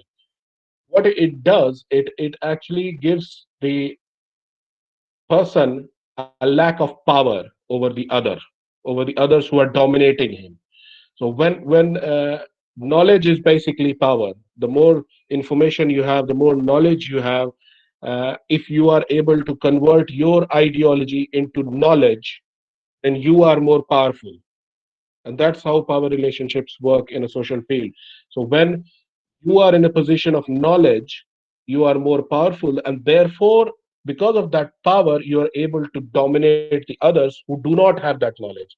So ignorance is obviously a lack of knowledge. It is not it is not very simple in terms of just because somebody is ignorant, they will be dominated in every walk of life. They may be dominated in some walks of life, in some parts of the society, but they cannot be dominated in every part. I mean, a doctor may dominate in terms of his knowledge of human anatomy, as opposed to a farmer, because a farmer is ignorant of the human anatomy. And so he has knowledge about human anatomy. A doctor has knowledge about human anatomy, which the farmer doesn't. But the farmer is not just completely ignorant. Farmer has knowledge about something which the doctor doesn't. And so in that area, the farmer will be able to dominate the doctor. So if it relates to how crops are to be grown or how farming is to be done, the farmer is in a better position. So knowledge is relative. It is not just that somebody has a knowledge and therefore they are always in the dominant position. But knowledge is not absolute. It is always relative to different people. The important aspect to understand here is that if there is an ideology which is supplanted, which is transposing the knowledge, then that ideology becomes powerful, and so there is a possibility or a threat that comes out in terms of the indoctrination in education. That's what I mean. From other aspects as well, it is not just education. There is indoctrination in other things as well, which actually comes out. But we are talking about education system here, so I'm talking specifically about education. So I have two more issues that comes to my mind. Is the faith system, belief system, what you are talking of, and what Ruchika spoke about, that once a girl has been tuned since the childhood, after the birth, that your husband is your God. So then I have seen and I have examples that people who are educated, who have taken double PhDs, who are gold medalists, who are governors awardees, who are presidents awardees, and they are also dominated in their homes and families. What is it about? I don't know. If they are so much knowledgeable, then how this lackness is there, how this weakness is there? Because as per your explanation, it is not the knowledge or the power that ignorance is taking away from you or giving you. It is basically, it is dominance means, ignorance means it is making you weak. If you are weak, then you are dominated. So what is it about? Knowledge, even after knowledge, people are being dominated. Yeah, that's what I was trying to explain. Knowledge is not absolute, it is relative. And it's not knowledge which actually makes you dominate or be in a hegemonic relationship. That kind of relationship, the power relationship that you're talking about, what Ruchika was talking about, is not domination, it's hegemonic relationship. A relationship in which the person who is in a lower power relationship, who can be dominated in the field, actually believes by themselves that what is happening to them is the reality, is what is good, that is what it should be in the society. And that doesn't come up by in a day or two. It takes centuries. That's what I said. It takes a century of cultural acclimatization for actually that kind of hegemony to develop in any person, or that kind of hegemonic relationships to develop even in institutions like family or marriages. So it's not about somebody being a president. I mean, we've had a president of India as well who has been a woman, And I'm pretty sure that if you go and ask her how these kind of relationship in the family should work, it is going to be the same answer. She is going to tell me what my mother tells me. So it's not going to be any different from what it is. That is what hegemonic relationships are. It is not a relationship of domination. It's a relationship of hegemony, which exists.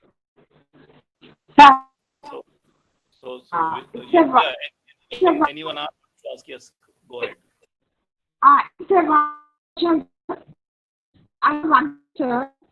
You told about environment of students parodia. What is parodia, sir? I cannot hear you. I couldn't hear the question. Sir, environment of students parodia. Explain no, sir. What is that parodia? Ma'am, I believe there is some internet connection issue at your end. Could you please type your message in the chat box and we can ask Mr. Sumit? Okay. Okay. While Dr. Sandhya is writing the question, is there anybody else who wants to ask the question?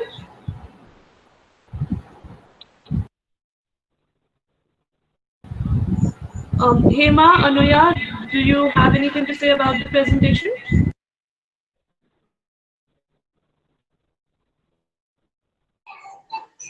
Well, thank you, sir, so much for your valuable message. Now I learned so many points that how is knowledge acquired through the language, arguments, and debates, and etc.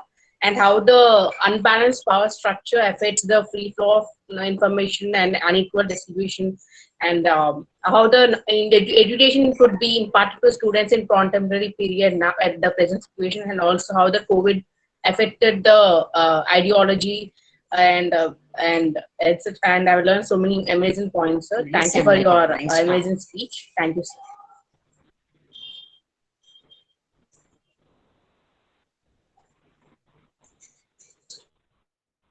Thank you very much for giving me this opportunity to actually talk on this topic. I don't know if I have written here. Yes, I believe she's writing the question. She has written that, sir, you told about environment and paranoia. Yeah, environment of fear and paranoia. I think she's typing the question.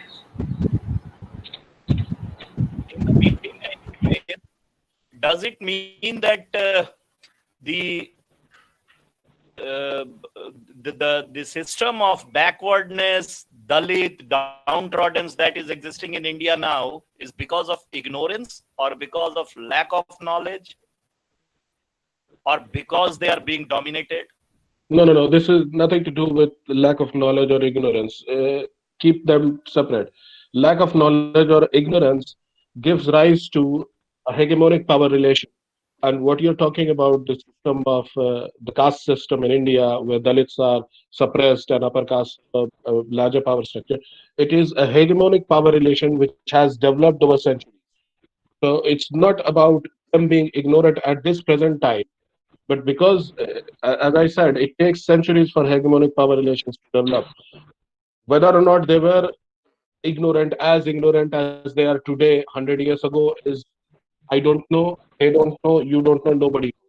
What actually led to this kind of hegemonic power relations, development of this kind of power relation, is something that we do not know. But it exists today. That hegemonic power relations exist today. It doesn't have to do about the level of ignorance today. It has to do with the collective level of ignorance over 100 years, 200 years of, or maybe even thousands, because our system has existed for almost 2,000 years in India now. So more than 2,000 years in India now. So that's the thousands of years of history behind it, and you have to look at it in this kind of a context to actually understand what this kind of relationship. Then what happens? Okay. I have seen cases and I have examples where a Dalit became a commissioner of police, a Dalit becoming a president of the country, a Dalit becoming a very top position officer in government departments. They are facing no atrocity, no harassments, no tortures, no problems with them. And their children are also studying well. They have no problem of any sort. But the others who are ignorant and are having less knowledge, they have all sorts of problems. What could be the change that is happening after the education they are having, after they are gaining knowledge?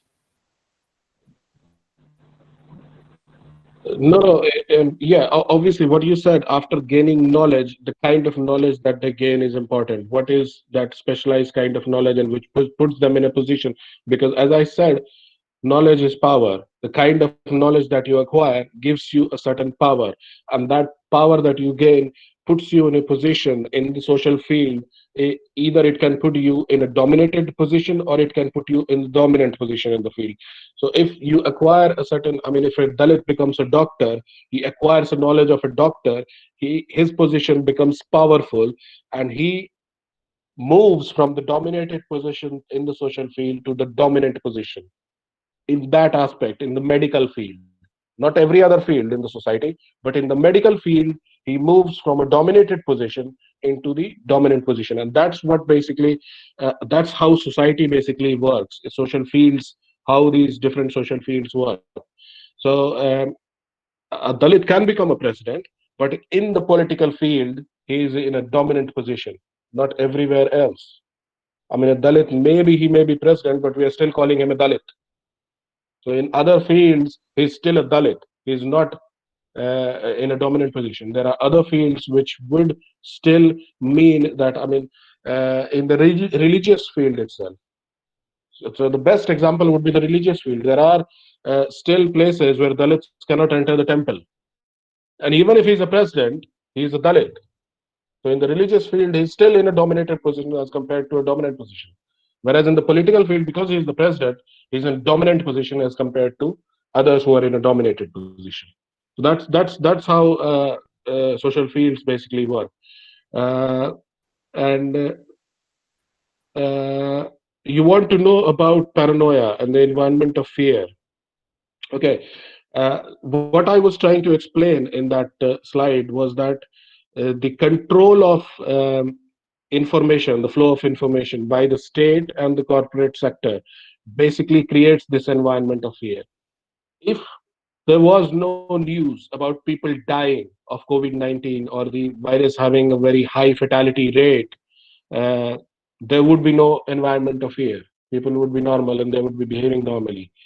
Even if people would be dying, people didn't care, because there are other things which actually have more fatality rate than the COVID-19. It's just not as widespread, and it's not just the control of the information that the state has and the corporations has over you is what actually creates the environment of fear and makes you paranoid about living in the society, keeping distance from your friends and family, which then actually leads to social antagonisms, and that actually leads to strengthening of the ideologies.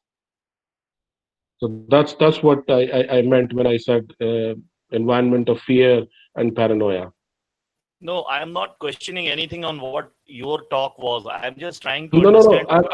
No. This was a question from Dr. Sandhya Rani. Thank you.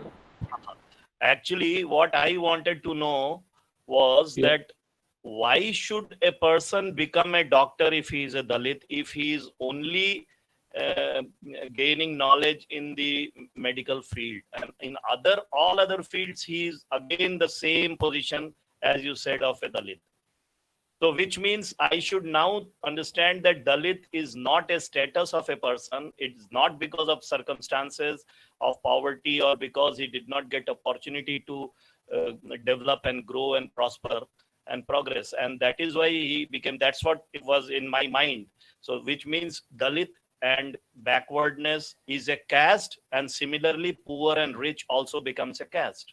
And so yeah, no, poor and rich doesn't become a caste. Caste is different from poor and rich, because caste is a social phenomena. Poor and rich is an economic phenomena. They are two different things. So this is very important, and that is why, I mean, it's the logic. I mean, in the Constituent Assembly, when the Constitution was being framed, the Indian Constitution was being framed, this was debated. Why not provide reservations to the poor? Why provide it to the socially backward classes and the scheduled castes or the Dalits? So there is a difference. Economic well-being has nothing to do with the social backwardness of the people you are talking about. It is completely two different things. and they are in two different. I mean, even if you try and understand the field theory that Bourdieu is talking about, he's talking about the same thing. In a certain field, you're in a dominant position. An artist, for example, in the field of art would be in a dominant position, whereas in other fields he would be in a dominated position. In the economic field, an artist would be at the bottom because most artists are very poor and they don't make enough to have a proper living.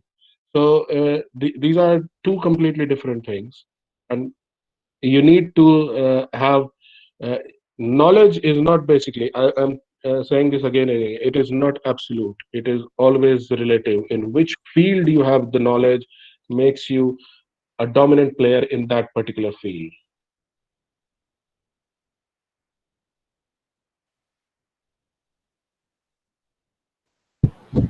Yes. Yes, I believe Mr. Srivastava doesn't have any more questions. He's still talking, I think. Anyway.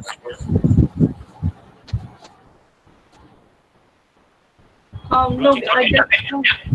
Yes, yes.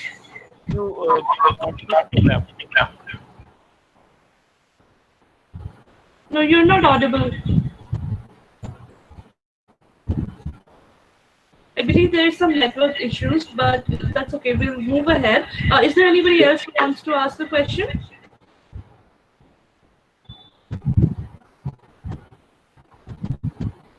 All right, I guess there are no more questions then. Thank you so much, Mr. Sumit, for joining us today and for sharing this incredible knowledge that you have shared with us today. It was a real honor. And thank you again for your time. We really enjoyed the presentation. Thank you so much, sir. Thank you very much for giving me this opportunity. Thank you, sir. I hope to actually join you again in future as well. Thank you very much. Thank you. Thank you, sir. All right, so now we will be taking a lunch break for about 30 minutes and we will join here. Okay, it's 1:46 right now and we have the next speaker at 2:30 p.m. So we will meet at 2:30 p.m. We'll take a break for 45 minutes and at sharp 2:30 p.m. we will join again. All right, thank you so much for your time, everyone.